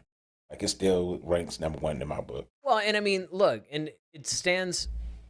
I mean, a lot of people. There's a lot of film schools. A lot of books have been written about it. They consider Empire to not just be the best Star Wars film. It's either the best or one of the best sequels of all time of any Yeah. movie. So I mean, Yep. it's a well-deserved spot. So yeah, I mean, Absolutely. the Empire is just amazing. All right, now we're on episode 6, Return of the Jedi. David. Not to be cliche, but my favorite was the ending fight scene. I love the fact that, and I hope I'm not reading too much into it. When Luke faced Vader this time, obviously he's like, man, I'm kind of a big boy now. From the last time, they fought, Hmm. completely different person, even from the opening scene. Um, the confidence. One of the things that I noticed with Obi-Wan Kenobi when he was, an apprentice, he didn't have that nobility, the way they walk. There's a certain pattern or a cadence to how they talk, and he didn't have that when he was an apprentice. But of course, when he was training Anakin, you kind of saw that he had that nobility in his walk. He had the, kind of the way that the rest of the Jedi talked. So yeah, he had that. He had that nobility, and you could just tell, man, this is a completely different fighter. And again, not to read too much into it, it seemed like he was more so saying to his dad, like, hey, I don't want to kill you. I'm trying to save you, kind of a thing. Like it was almost as if he was pretty confident that he was gonna win. Like, hey, I ain't like this isn't gonna be like the last time. I got your number this time. It's like, look, But I man, don't I'm want to I'm kill you. I I'm want to wearing all save you. black now, so that just Yeah. shows you I'm more powerful. Because that Yeah. seems to be what happens. Luke's outfit changed. But you're right. I mean, there's just so many different changes. Luke obviously grew by leaps and bounds by that point, and that was Hmm. definitely. And this is something, Daryl, you and I always talk about. It's an observation I made years and years and years ago, where in Empire Strikes Back, Vader's dueling him with one hand. Hmm. But in Return of the Jedi, he's using both hands. Yeah. It's like, oh yeah, all right. It's a little tougher than I anticipated. Exactly. You Like, all right, know, I gotta put some respect on you now. and yeah, I mean You're that whole actually duel worth. again. I don't think you're reading too much into it. I mean, that whole duel is just incredible, and it's the same theme, right? It has a lot of emotional weight to it. So, and then of course you have the Emperor watching it too. I mean, that just basically upped the level of it. You got Luke now squaring off. Even if he beats his father, he has to deal with the Emperor. I mean, when you really stop and think about it, he's got the two most powerful Force users in the galaxy, In and the same room. in the same room. And it's like, okay, the only way I walk out of here alive is I either join these guys or I have to defeat both of them. And I think sometimes people And forget that's that. and I love how two things. I love how even though he held his own, and you could say defeated his dad, Palpatine gave it to him. Oh He was yeah. electrocuting them and just letting them have it. I like how the maturity of the writing, the decision to say, listen, completely different guy, much more stronger. You can see the change, you can see the growth, but still kept him humble. Like, yeah, you've grown, but you still got a long, long way to go. It's something that you don't see in the latter movies, and even with Anakin when he fought Obi-Wan Kenobi, I love that he lost because I think even as a character, his arc, the fact that he lost, we wouldn't have Vader if he had won. It was only because he lost so badly. Like, you got it handed to you. He kind of cut you in half, right? Like, you don't get Vader without him losing and being humble. So I love that part. Okay, All right. look at you. See, and what's Delving funny deep. is it's going to be interesting to see what you and I do now, because for me, Return of the Jedi was a really easy one to pick a favorite. Hmm. Now, Return just of the Jedi is kind of difficult for me, honestly. Um, I think my favorite scene was um I'm gonna have to go with the the whole bridge scene. Like the whole when Luke meets up with Vader at on the bridge of the AT-AT, and yeah, that's they're my having that favorite whole too. That's they're having that exactly whole my favorite too. conversation. Yep. Yeah, that to me was just like really good, and just I know, Father, just how like David said, how confident he was, but calm. He's like, so you've accepted the truth. He's like, well, I've accepted the truth that you but once, Anakin. Like, he wasn't backing down from Vader in any way, like whether it was verbal or physically. Like, I'm standing my ground. I'm my own man. I know.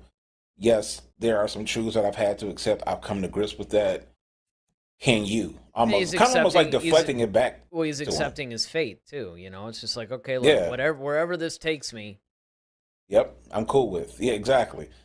And then the fact that Vader, after the conversation, Vader's reaction, like how he leans on that. I always talk about how he leans on the edge of the bridge, and you can see it, even though you can't see his physical face.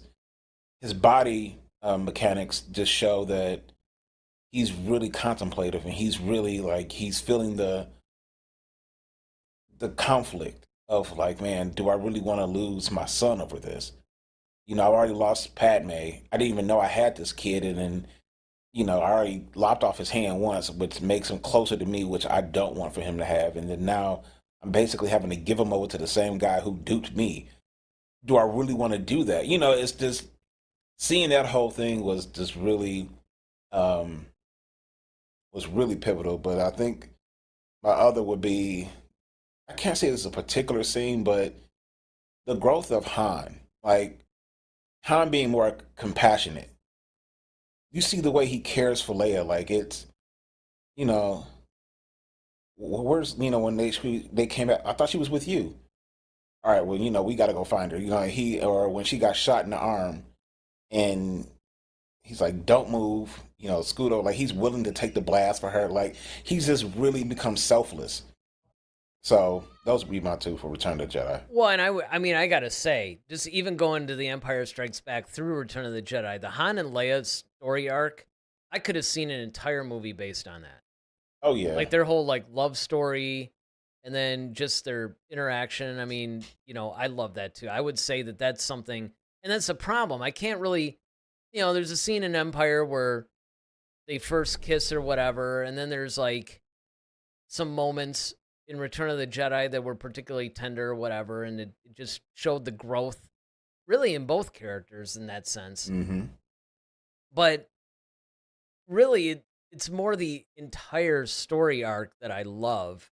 More so, it's almost like you know, the whole is greater than the sum of its parts kind of thing. I mean, it's just that's why I couldn't Yeah, do that. And I would say the same thing with the bridge scene that you're talking about, because that's the first time that we see a vulnerable Vader. And mm-hmm.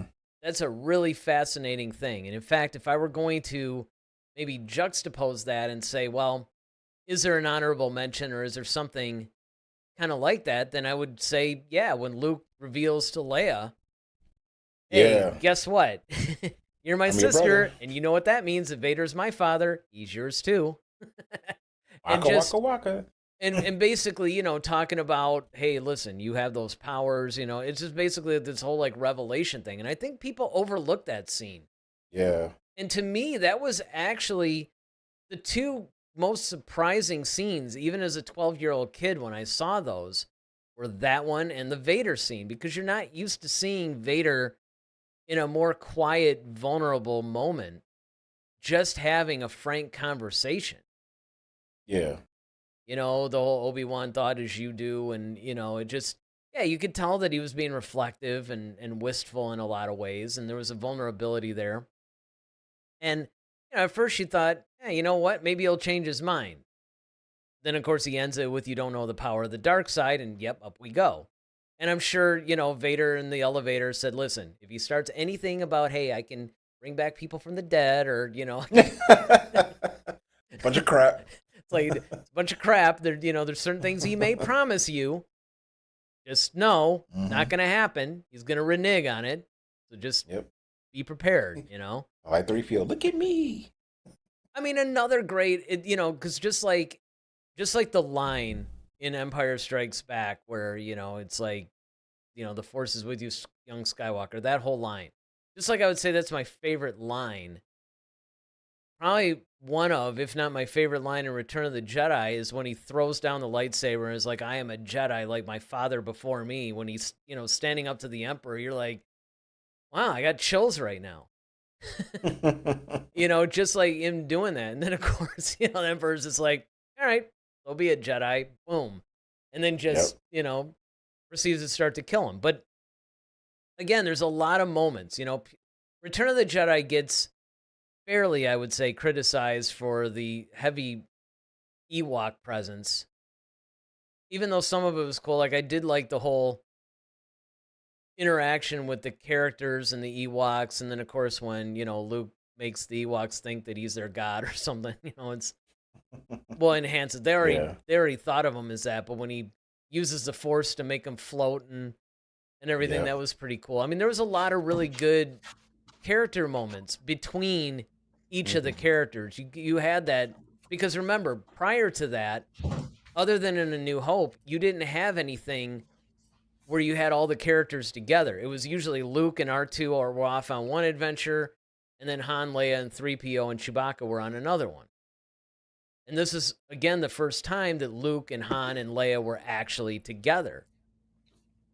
So I thought that was a really cool thing as well. All right, so now before we move on to next, Travis has a bunch of stuff that he wants to talk about. It says, the ending scene is very bittersweet, hopeful, and sums up Star Wars. Uncertainty, doing what you can with what you have, putting trust in unlikely and untrustworthy to do their best. 100%. Now, interestingly, he says something that John Campea says all the time. Episode 6 is my favorite of the saga. It's so tough. Then he says, interesting point on Vader. It's the first and only movie where Vader doesn't harm anybody. Save for the fight with Luke. There's so many shots of him zoned out. Anakin has already quit being Vader. Yeah, you can make that argument that that's probably the case. And then he finishes by saying, Return of the Jedi is the first film where Luke, Leia, Han, and Lando will do something significant for the plot. Yeah, I mean, that's the thing. This is the first time that you actually see them all together. And that's another thing, too. The other scene that I think a lot of people sleep on a little bit was when Lando and Han reunited. When they were at that meeting about the second Death Star. And, Han basically told him, hey, take the Falcon. Yeah, which once belonged to him, but now it's his. And I mean, there was just like a lot of, it was showing that, hey, we're renewing our relationship, we're renewing our trust with each other. I mean, this is fantastic. I mean, again, there's a lot of moments in these movies that I think people overlook just because either they're just casual fans or, They don't really get it. Can I add one more thing? Yeah, absolutely. Sure. The conversation with Luke and Vader, I love it so much. It kind of reminds me of Thanos and Gamora. Um, Yep. Mm, so when we was it Infinity War when people really got introduced to Thanos and just his complexity and well flushed out personality. Him, and then of course you look at the I think the first scene right was all these dead bodies. He's standing there. He just suplexed the Hulk and two pieced him, cracked Loki's neck, beat up Thor. I mean, all this, terror. Flashback to I think when he first kidnapped Gamora and slaughtered it, half the population of our planet. And to have him just bring her a cup of soup, like, are you hungry? you know, and they're just having this conversation. And he's like, listen, I want to give you the keys to the kingdom. Like I thought you would sit in this chair one day. And it's just you almost forget you're looking at a movie and it's just I'm no longer Vader, right? I think he may even call him son for the first time or whatnot. But yeah, just them having that conversation, it's like two human beings just talking. I think it's just very cool, very good writing, and like you say, it really makes that boiling point at the end where he finally gets his father back and he says, "Take my mask off." Like it makes all of those things just worth it. yeah. And when I watched it to prepare for the show, I did it chronologically. So I watched it from the beginning and I really got a chance you know, to watch Anakin through these movies and watching them back to back. It's like, man, you constantly see him growing and growing. And to see him as an older man, it's like, man, take my mask off. I want to see you with my own eyes. Perfect. Well, and Yeah. honestly, if you were to ask most people, that's the scene they would tell you was their favorite, probably. Maybe even the best. And again, I mean, that was, look, I remember crying in the theaters when I first saw that. And again, Well, it's sort of like, wow, I'm actually crying because Darth Vader's dead, but he was like the villain killing like trillions of people. It's a little bit weird, but it's that, yeah, he finally gets that moment. And I was really hoping, and again, and we'll probably get into this now when we talk about the sequels, but this is one of the things that I had always wanted to see. I've said this on numerous shows where it would be nice to see a villain turn good and then have to deal with the consequences of people being angry or not trusting. Like, wait a minute. It's like, hey, guess what? I was Darth Vader, but I'm good now. So I where's was the forgiven. mess hall? It's like, I mean, it's just, you know, I mean, it just, a lot of people would be like, well, wait, hold on. you know, Can you imagine Vader just coming into like the rebel base? Morning. Good yeah, morning. Hey, exactly. Rich. Good to see you. This excuse me? Like, thought you were about to come kill me. But yeah, I know. I mean, I think that whole, to summarize, like with David's point and what you're saying, watching the maturation of Anakin and the subsequent death of Vader, like you started seeing Vader die before he actually died, and that was like kind of the cool part about that, and it, when he still tried to like, well, that name no longer has any meaning for me. And hmm then again, like Luke still was doubling down, like he did not back down from Vader at all. It's like, no, it's the only name that you've forgotten. Like, and yeah, it's just one of those things where it's very impactful. And like when it makes that last moment when Vader says, all right, well, help me take my mask off. He's like, but you'll die. Nothing can stop that now. So I just for once, just let me look on you with my like.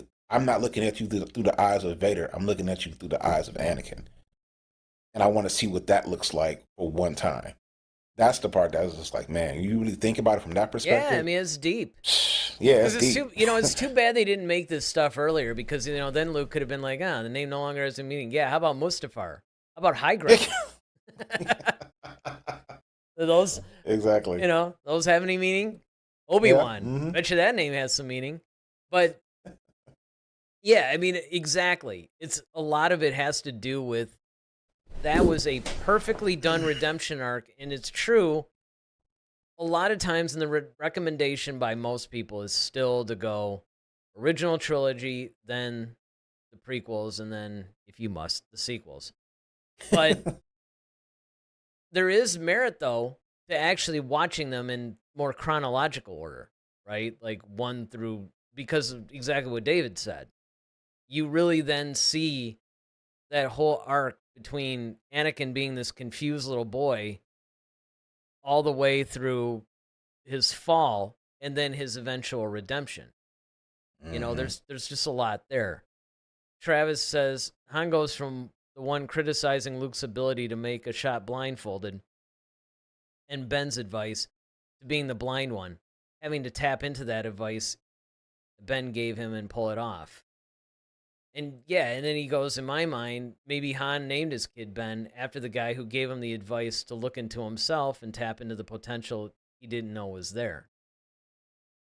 I mean, obviously he's named after, Ben Kenobi. It's kind of weird because I remember when I first were seeing the prequels and it's, okay, now I got to start calling him Obi-Wan. I got to start calling him Obi-Wan. And now it's weird to even say Ben Kenobi. I never say that. Even when I'm talking about the original trilogy, I still call him Obi-Wan. It's wild. Yes. That's just a little aside. All right. Sequels. Here we go. Episode 7, The Force Awakens. David? I really had to dig. Look, dude, just so you know, we all have to dig. But I'll tell you this. Yeah, most people do. The Force Awakens will probably be the easiest because it was good. It's really the last two that were just... What are we doing? What are we doing? I didn't like this one. But I guess before I get to like my favorite scene, I just thought Han, with for visions. example. Yeah, think about Right. it. You have a unique opportunity right now. Instead of chatting, you can dump on us in person right now. You actually have an opportunity that most of the people that watch this show on a regular basis don't get the opportunity to do. And I am very appreciative of that. Man, with this one, it was like Han, for example. I mean, the swagger, from the previous 3 films. I mean, he was like the man, charming, funny, full of life. The kind of stealing the show almost. And for him to just, he's just old man, and everybody ragging on, oh, you're just horrible person. He lost his girl, his son is, psychotic. It's just like, dang, man, like they didn't just took all the life out of this character and just and then Ray, Lord have mercy. So I'm waiting for the favorite part. Right, yeah, exactly. Like, yeah, it's in here somewhere. Well, we know what's wrong with it. It's like I don't see how this is leading into. But my favorite scene is. Sorry. She had one good scene where she was flying the Millennium Falcon. Is it? Yeah, and she turned it upside down to flip it so Finn could shoot the other spaceship. That was surprising. I was like, oh, okay. That was actually pretty cool. So yeah, that's it. Only good thing in it. Wow. Okay. But to that point though, because you're right here, and this is the skate pod part, Eric. Well, I mean, here's the thing. It's like, yes, I understand that with Han, but you have to remember where he's at this point in his life, and that's why he was written this way. See, this way, it's not like the Luke Skywalker situation. I mean, I understand, and look, Daryl and I have said this a million times. We get what they were trying to do. It was brave. And it wasn't necessarily a bad thing to make Luke disenfranchised, to have a failure, to, be unsure, to disconnect himself from the Force. That was all fine. It's the way that they actually did it and how they ended up executing it that was just bad. Even though we have said that we like The Last Jedi, we don't love it. There's a lot of problems with it, but overall, it's not bad. Now, of course, we're talking about The Force Awakens right now, and there's a lot of things with Han that I actually thought this one's really Han's movie. There's a lot of funny scenes with him. There's a lot of stuff, but yeah, he's where he's at because he couldn't really deal with being this hero. He didn't feel he could live up to it. So what did he do?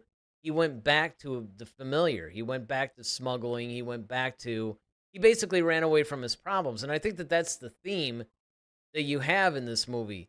You have Finn running away. You have Han running away.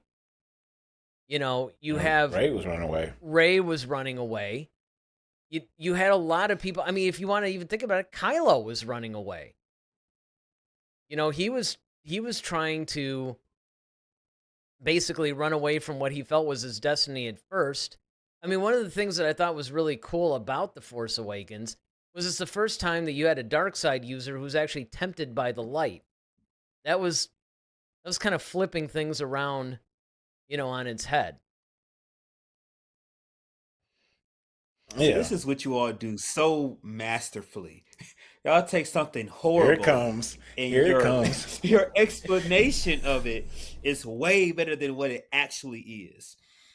Like, I don't know. I'm strangely okay with that comment, though. Like, it's I didn't see it that way, but thematically, brilliant. Yeah, the whole running away, everybody's but I will say this, and especially since you're live with us, trash. It's like the reason why you could say that though is because again, you had the subjectivity, right? I could say all this, but if it doesn't land with you, I mean that's the thing about movies that make it so great. It's the fact that it's like any art form. There's objectivity and then there's subjectivity. Now, in the case, if we're just talking strictly about filmmaker intent versus execution, filmmaker may have intended, okay, this is what I want to do with this character, and this is what I want to execute. And they do that. Now, the objective part is the cinematography good? Is the acting good? Is the directing good? Did they actually do these well? The subjective part, though, is you might have made the most brilliant film ever. Somebody might not like it. It just might not be their thing, or there might be something about it they don't like. Or maybe it's a character that they like and they felt like you ruined it. That's the reason why they can simultaneously be true. And what ends up happening with us, a lot of times Daryl and I will separate the two. Like we'll say, okay, they did a really good job doing this, but we hated it. Right? Or they didn't do such a great job with this, but, we still loved it. Like Ahsoka is a good example of that. There are so many problems with that show, but we still had fun with it because, there's more expansion of the canon. There's more world building. We like the characters. When you're in that mindset, you can overlook some of the bad stuff. But I mean, if you're somebody that's just coming into it and you don't necessarily have that same viewpoints and that same frame of reference, you're going to look at it more for what it is. And you're going to say, well, this is horrible. See? So that's why they can both be true. And look, The Force Awakens has its issues too. I mean, Daryl and I are always bagging on the sequel trilogy because there's a lot of issues with it. You can't ignore it. You can love it. We used to get into it with Ronaldo all the time. Because Ronaldo loved, like, The Last Jedi. That's like his favorite movie. Sadly, I don't know what happened. We haven't heard from him in a long time. Oh, man. No. A wellness check or something. I know. I'm almost worried, But, I mean, it's just one of those things. So, I mean, I get it. And it's kind of like if that's the one thing about this movie that you go, well, this is good at least. And yeah, That stands. All right, so David found, in spite of everything, a scene to call his favorite. So Daryl, what do you got? Favorite scene. Going to go with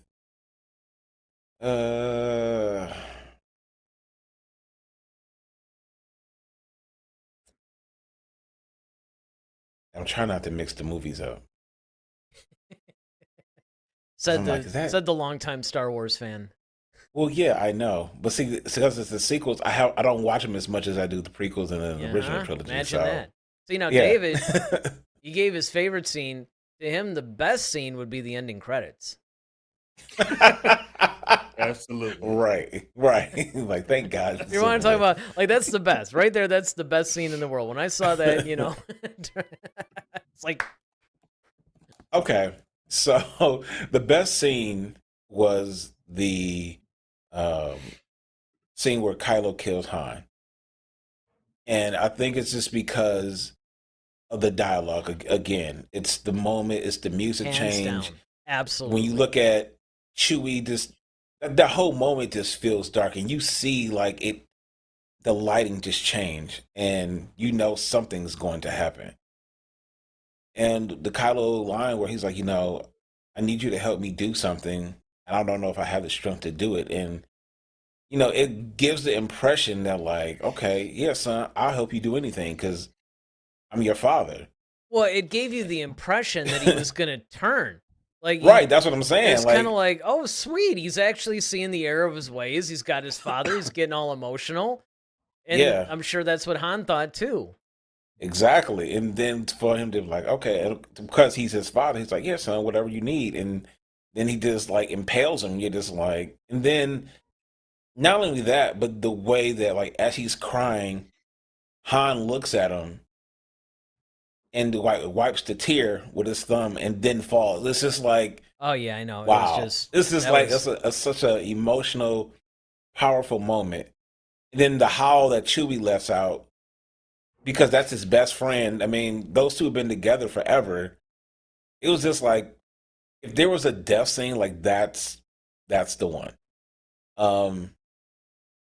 So I would say that's probably like the best scene. That is hands down the best scene. I think my favorite.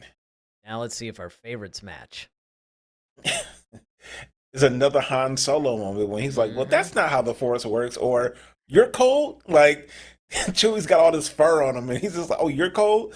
Like, just the fact that they have these moments with each other as best friends are just, hilarious. And the fact that Han hated, well, I don't want to say hated, but he didn't believe in the Force, and now you got some little kid like, well, we'll just use the Force. And Han's like, oh my God, like, it's not how it works. And you're like, really, Han? You're the guy that's telling him that? Yeah, I mean, the funniest thing, right, when he actually just looked at him, was like, that's not how the Force works.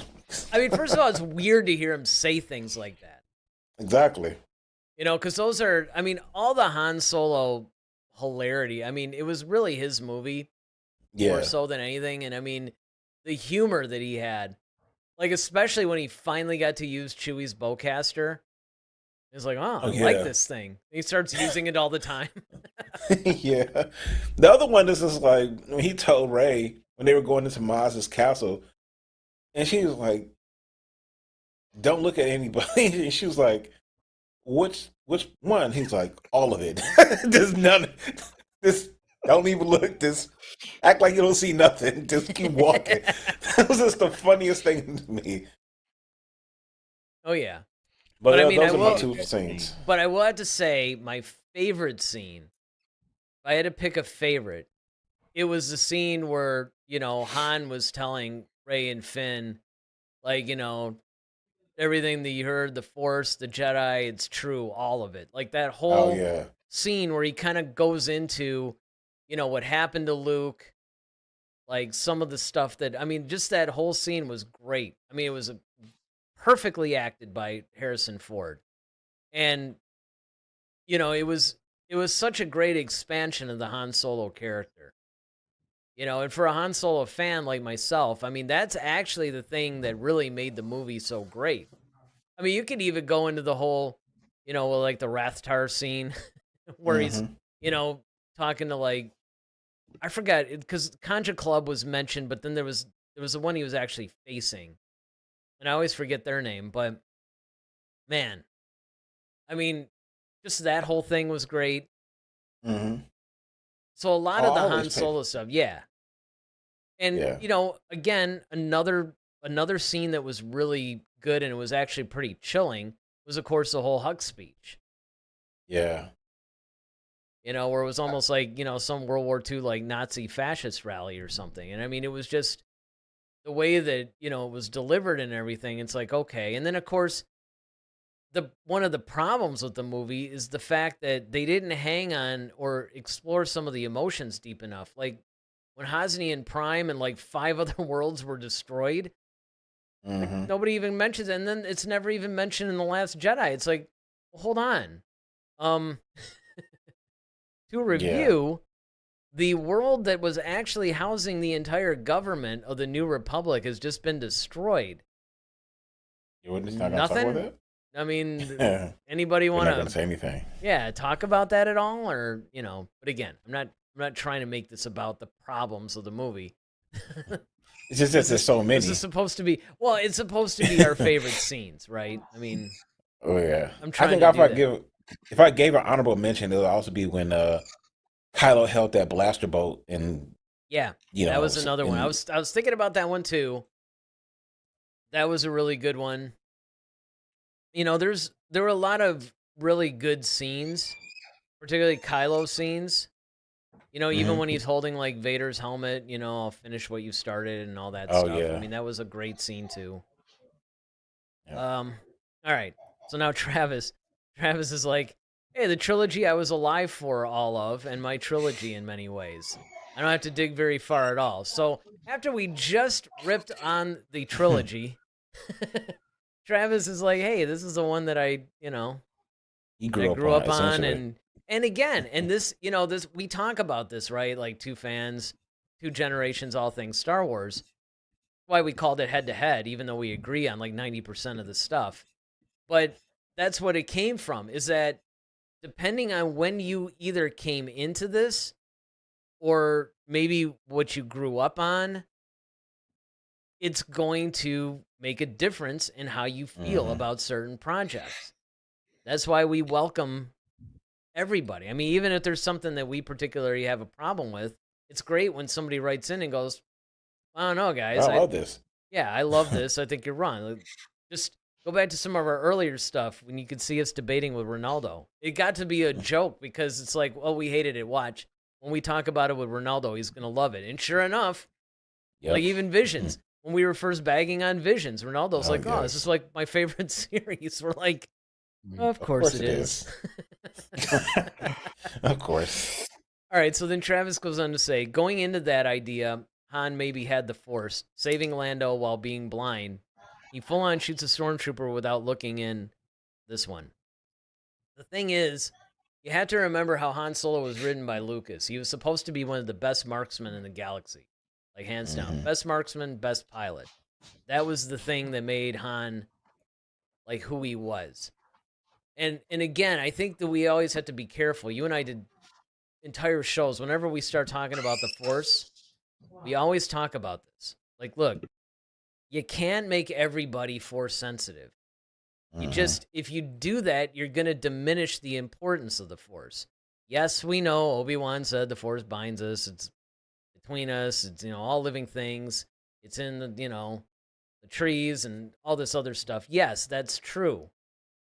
But, and the midi-chlorian count, I think, and we just talked about this on, I think, our last Force-centric show, where the midi-chlorian count has a certain thing, right? It shows how much aptitude maybe you have, and then once it hits a baseline number, that determines, what you got.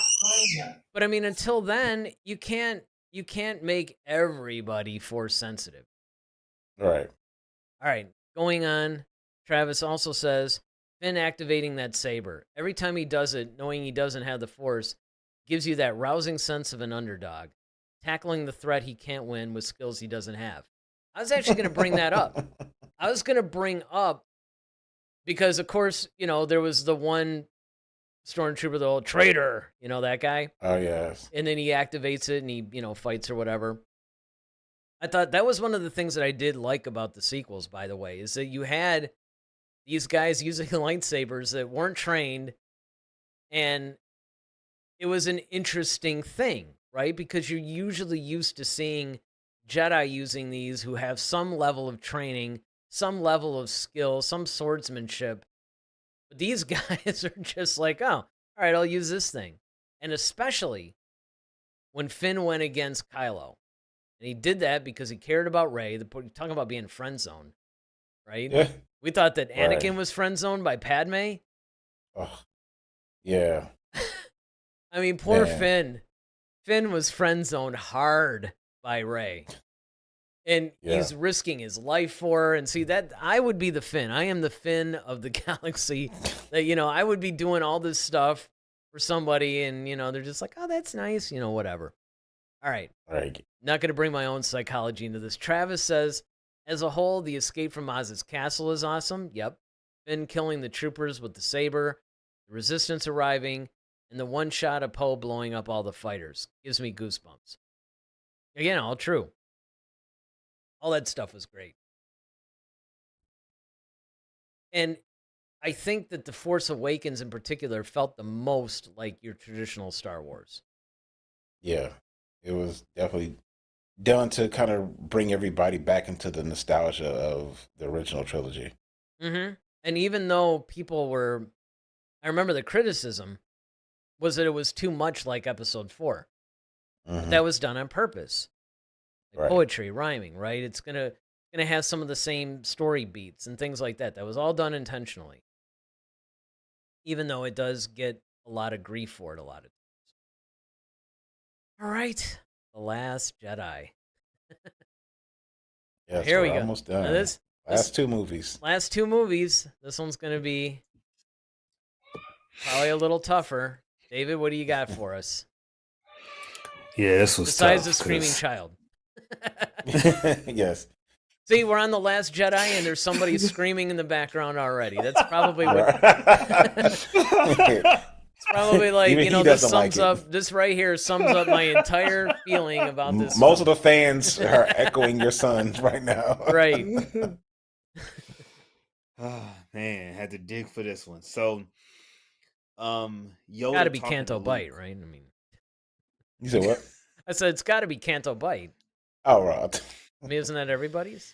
All right, I'll stop. Right.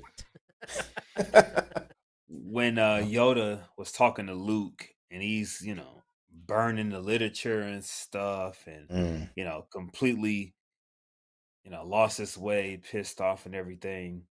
I told that scene because it's kind of indicative of real life. Daryl and I talk a lot about identity and just kind of the state of men in the world today, losing their sense of identity. And I get it, man. Sometimes I guess just kind of speaking in general, you look in the mirror, you don't recognize yourself. This isn't really, where you saw yourself being. And I think that's where Luke was. It's like, man, I was, kind of at the pinnacle, right?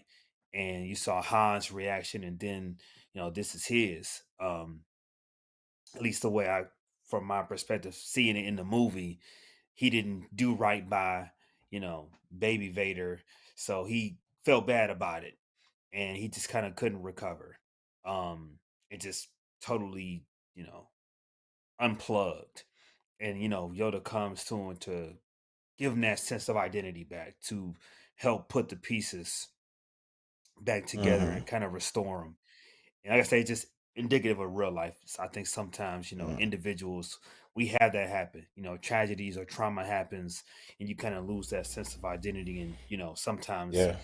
your mentor, can come and help pick you back up. Yeah. No, you're 100% right on that one. I mean, that's definitely, and that's probably one of my favorite scenes is Yoda coming back again, even though Yoda and Luke are pretty much at the same level. Like they're both grandmasters, so they're more peers than master and apprentice in a way. But at the same time, it's like I'm still your teacher though, but just Yeah, it's from a like I still different got something left to teach you, teach you. Yeah. you know? So yeah, that was a real good one. Um, I think for me, it would be either that one or well, actually, you know what? These two are kind of tied because one is when Luke had Ray, feeling for the Force, and he was like, okay. Of course, him screwing with her, like that was just. I did That not see was that coming at all, and that no, was I just, know oh that my was god, that that was was so the funny. best. Like, can you feel it? Can you feel You it? really, yeah, I you can't must feel really be it. strong, man. And She's he's like, like oh, doing the eye roll.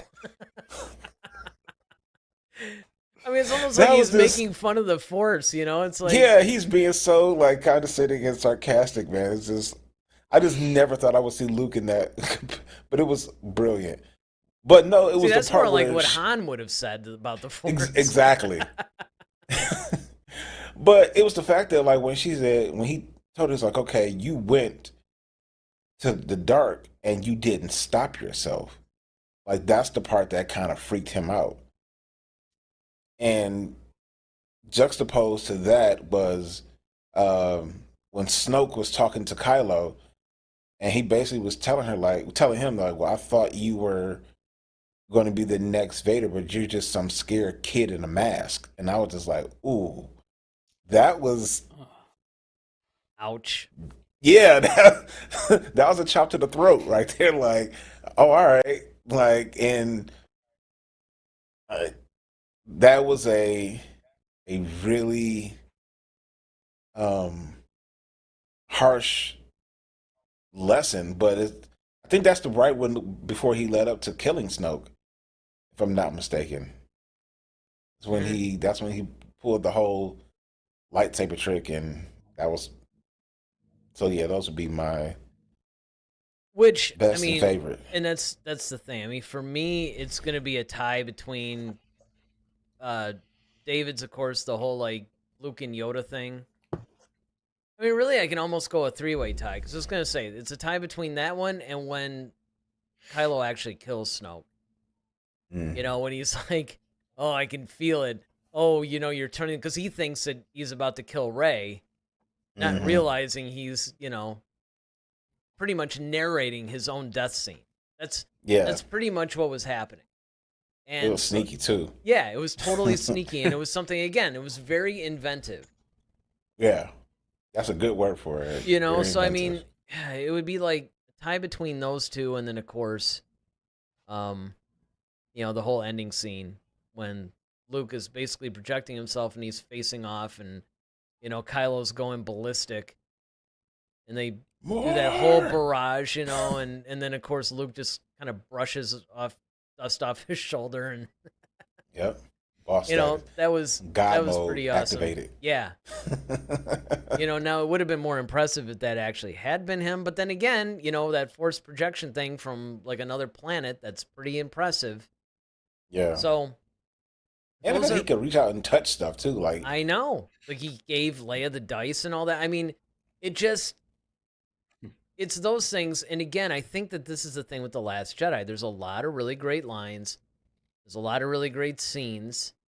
hmm There were just a lot of problems problems. that prevented it from being, reaching its full potential. You know what even though I know we're doing like our favorites, but I don't know why this kind of popped in my head, but The Last Jedi kind of reminds me of like when you're warming up some food that's really good, This is going to be good. and you're like you can't wait to like sink your teeth into it, but only the center is warm and everything else around it is cold, and you're just like you can't really enjoy it the way you want to, but the parts that you can taste that's warm are really really good. That's what The Last Jedi reminds me of. Yeah, I mean, I could just see this. Last Jedi kind of reminds when you're sitting on the toilet, and you just come up with these like the weird asteroids fields. these like weird analogies. You think you have to go, but you really can't. But you had that anticipation, and you can, it's You have to force your way out if you know. right. Exactly. Now you got to take pills. It's like one way or another, this is happening today, and that kind of thing. I mean, it's just you're choking yourself.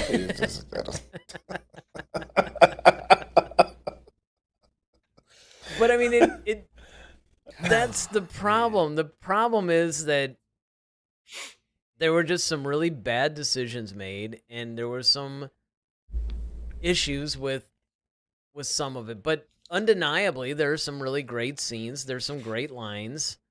Yeah. Kylo was probably the star of this one, like Han was the star of the other one. Yeah, because that whole scene with him going nutso, like on those computers and monitors, when those that was awesome. When those troopers were like going to tell him something, they're like, "Nope." Yeah, never mind. They saw him going ballistic. And they're like, "Mm-mm." Yep, nope. They just turn around and walk away. I mean, just a lot of that stuff. Or like when Hux was about to like shoot him or something, and then Kylo looks over and he just kind of like slides the gun back in. Or I thought it was funny when Finn was getting ready to leave. I think this is the right movie. And the Asian chick walked up to him and was like, "Yeah, man, I had to shock like 2 other people because they tried to steal the pot and leave." Yep. And then she saw his stuff. Yeah, like, exactly. So what are you doing? Well, yeah, and I mean, because, like, look, there's a lot of things. I mean, if you want to have fun during the sequel trilogy, like, we always said, like, if you're going to do some weird drinking game, every time that Finn screams Rey, I mean, it's like he spends one of the most, he was a great character, and they wasted him. They completely wasted him. He had so much potential as a character, and they wasted him. And that's the problem. I mean, he didn't really have that much to do. I mean, he had a little bit to... The thing was, and this is what I thought was good, because he did stop running because he was trying to run again. Mm-hmm. And then he had faced, like, you know what? No, I'm going to stay there. I'm going to sacrifice myself for this cause. And there was a lot of growth there, but there's a lot of things that they could have done with the character that they just didn't, and they should have. And those are among the problems. But again, you could point to a lot of this individual stuff, and you're like, I could tell if somebody wasn't really familiar with this movie, and they just heard us talking about all these great scenes, they might be like, well, you guys keep saying that it's bad, but I don't understand. You're talking about all these great scenes, but that's because of the way that it was done. Travis says, Yoda talking to Luke is so good. He says, I really like The Last Jedi. The biggest issue, I think, is each storyline doesn't have much forward progression or development. That's true. They kind of drag on until the third act. Well, and then until the Rise of Skywalker, where, suddenly it's on warp speed. I mean, the pacing. There's a lot of problems with the Rise of Skywalker. Again, the Rise of Skywalker was a really fun movie, though. Like, it was a fun, enjoyable ride. I had a great time with it. I'll leave it at that until we officially discuss it. Well, actually, we're probably pretty much there, aren't we? Yes, we are. All right. Cool. David, favorite scene of The Rise of Skywalker? Opening scene. I thought that was really, really good. I didn't like in the previous movie the temper tantrums, with I keep forgetting his name. Yeah. Kylo. But Kylo, yeah. I didn't like that. I mean, it was kind of Anakin-esque a little bit because he used to whine a lot, but they are related. But yeah, that opening. Right. That famous Skywalker temperament. Because think about it, Luke was pretty whiny and temper tantrumy in the beginning too. It's a Skywalker thing. Yeah. But that opening scene was, I said, okay. At least he makes here we go.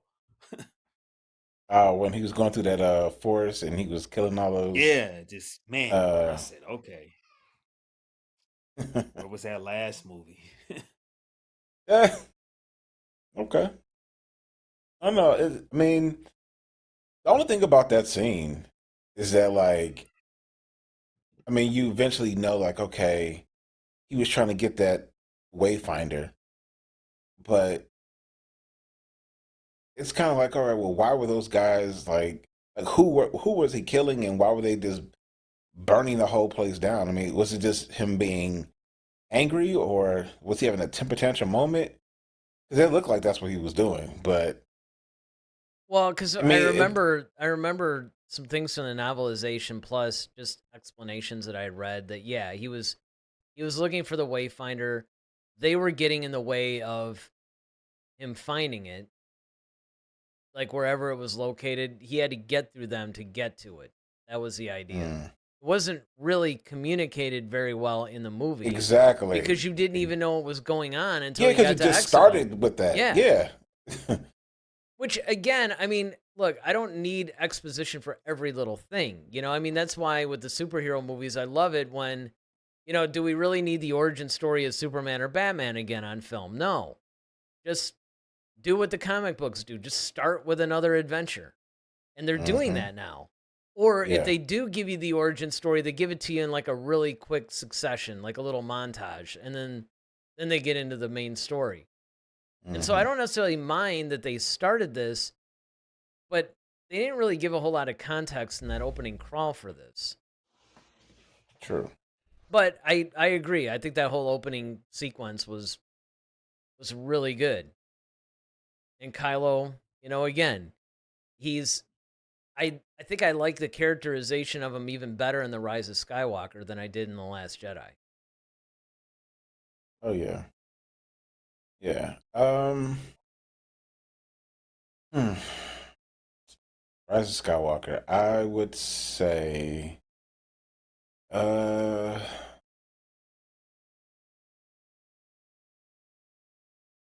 my favorite and best. Uh it's don't really don't difficult. don't I hurt know yourself. this is the one I give myself an aneurysm, having like uh Well, here's the thing but that's funny because it is an enjoyable, fun watch, but it really is hard to pinpoint. I mean, I it have is. two scenes that I thought were really cool, but I want to say like the I know one of them is the point where Kylo shows up. I mean, not Kylo, when Han shows up to Kylo. Like that was so unexpected, and I think that was a really good, yeah, that's my favorite um, scene too.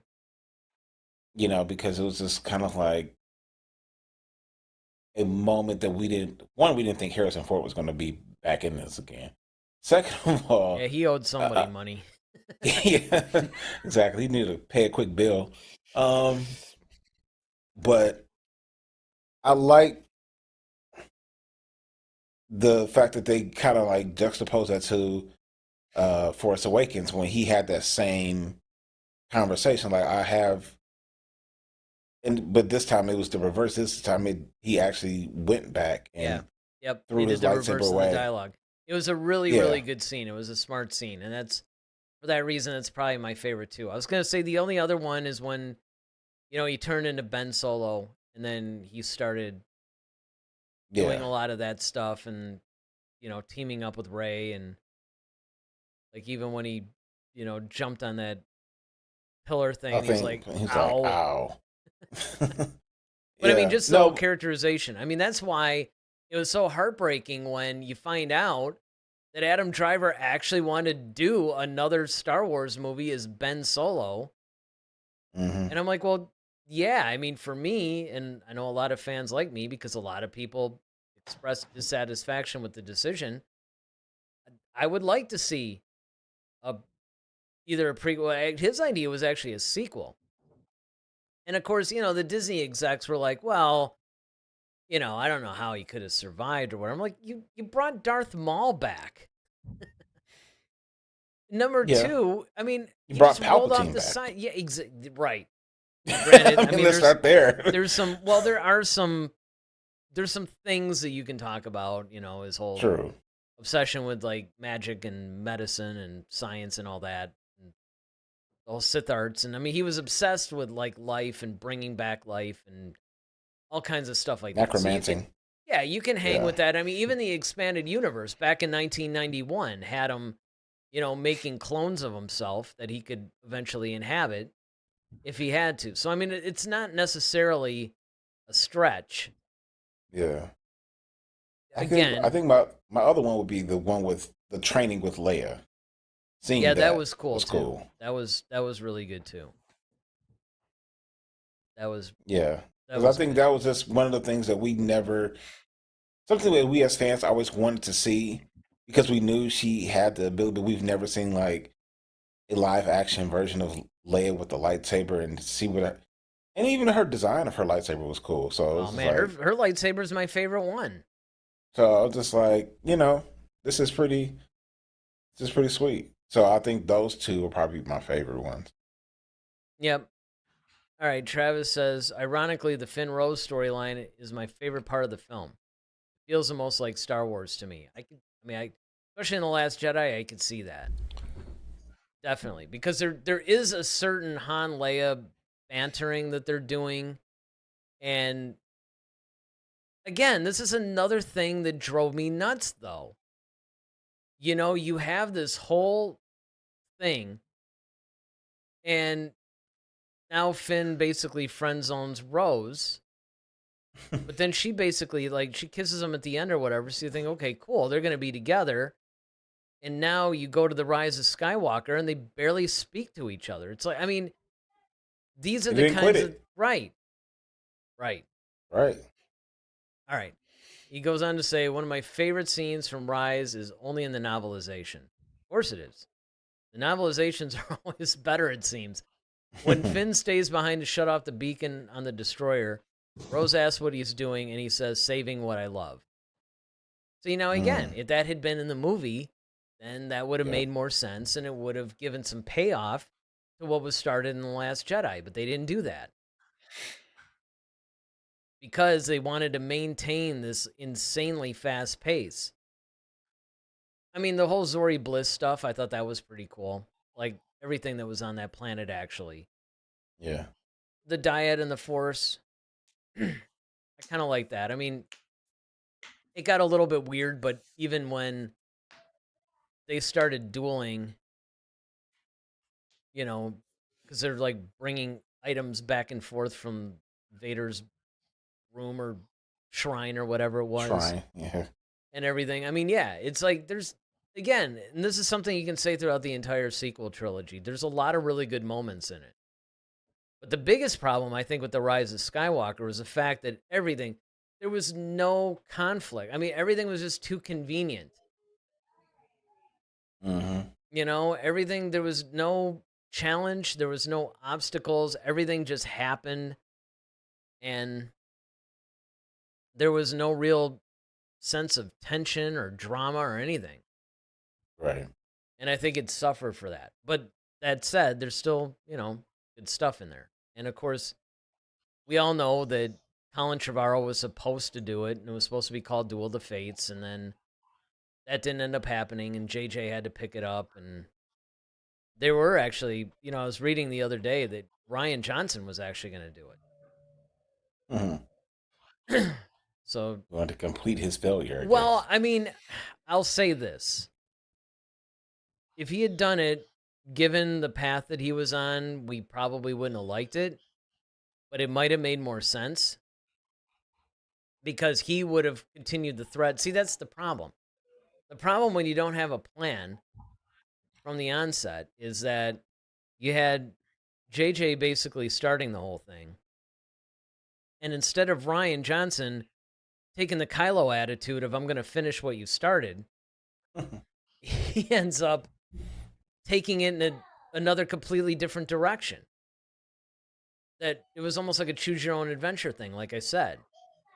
And then Trevorrow was actually going to pick up on a lot of the themes that were introduced in The Last Jedi. But when all that fell apart, Ryan Johnson was gonna do it, but I think he was busy. I think he either was starting on the Knives Out thing or there was something else he was. Yeah. So he couldn't do it, and so then JJ picked up the slack and then did what he did. But then JJ was like, "Yeah, I'm gonna discard a lot of what Ryan Johnson did. I'm gonna continue on with what I did or is doing." So there were some problems, but again, it was okay. All right. Well, we did it. We did it. We did it. We actually went through all 9 movies, picking our favorite out of our favorite scene and an impromptu best scene as well. Mm-hmm. So did you have fun, David? Absolutely. Good, because we're probably going to do it again next year. And I was thinking, in terms of that, now I don't know if I'm going to remember this a year from now. I should probably write it down. You know what we should probably do for the next Thanksgiving show? Fast The and worst? Furious. Yes, exactly. The worst. What? The I thought you were worst going to say scene. Fast and Furious. I was about to be like, wait, what? That's way more than 9. Well, it's 10, so not that one. Right, but much like Star Wars, you can't count stuff like Hobbs and Shaw. Right. You only do the saga movies, right? Right. But no, Thanks a that's lot. something that I think would be fun to do, is do the worst scenes of each movie. See, David, you'd be all about that one. The sequel trilogy will be your favorite one to do. Oh, yeah, he'd be like, can we lead? He'd be like, can we lead with this one? Exactly. Let's do something different. Let's work backwards. Let's start with 9 and end with 1. Yes, Yoda edition. We do Yeah, it the backwards. Yoda edition. Exactly. But yeah, that would be fun. That would be fun to do the worst scenes of each of the saga films. Yeah, it's almost making me want to fast forward to next. Oh, we still got time. We can do it. No, I'm just playing. Yeah, exactly. I do not have It's the like, bandwidth for this. it's like, look, I mean, it's like, come on, Grandpa, it's only 10:35. Let's do this. His son is already over there playing with Ewoks. Yeah, I don't know if you guys can hear, but they sound like he was. Yes, David See? probably has to attend to his son. Yes. And we should probably not continue taking our audience hostage. Although there's some of these things, I'll see these things on YouTube sometimes, right? Some discussion show or whatever. It's 7 hours. I'm like, 7 hours? Jesus Christ.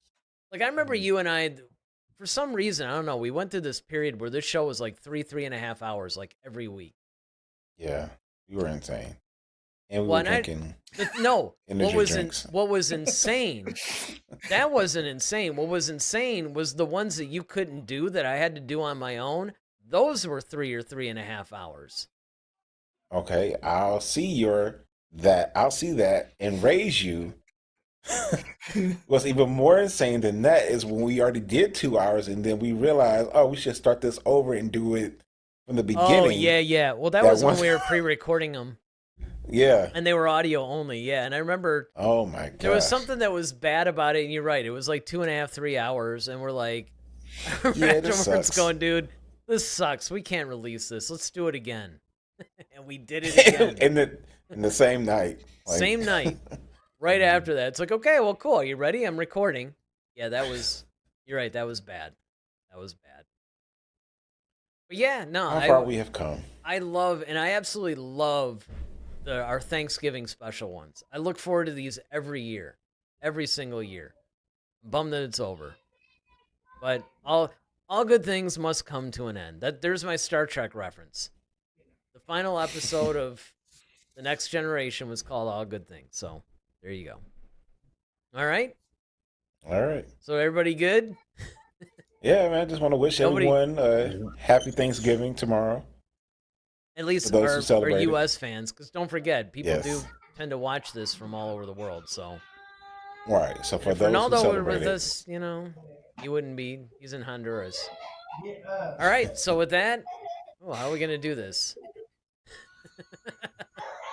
I don't know how to end it when there's 3 of us. 3 people. Well, the guests and then we do our thing. yeah. Come on, man. So you want to say anything to everybody saying goodbye, David? Oh no, just glad to be on the show. Great. He needs to get me out of here. He's looking for the eject button. It's like, look, man, I did the favorite scene from each of the 9 movies. What do you want from me? Hey, that's all I got. That's all I got. That's all I have time for right now. All right. Well, with that, we hope you guys enjoyed it. Hey, what was your favorite scene? Leave it in the comments section. Again, don't forget to hit the like and subscribe button. Hit the notification bell because you never know when we're going to go on. And we'll be back Sunday with Visions. Visions episode. Wait, what episode are we on? Are we on 4 or 5? 5. Now, whatever it is. I think it's 5. The next one. The next one. We'll see you guys for the next one. All right, with that, I'm Eric Vansel. I'm Daryl Sanders. May the Force be with you. Always. Head to Head, a Star Wars podcast.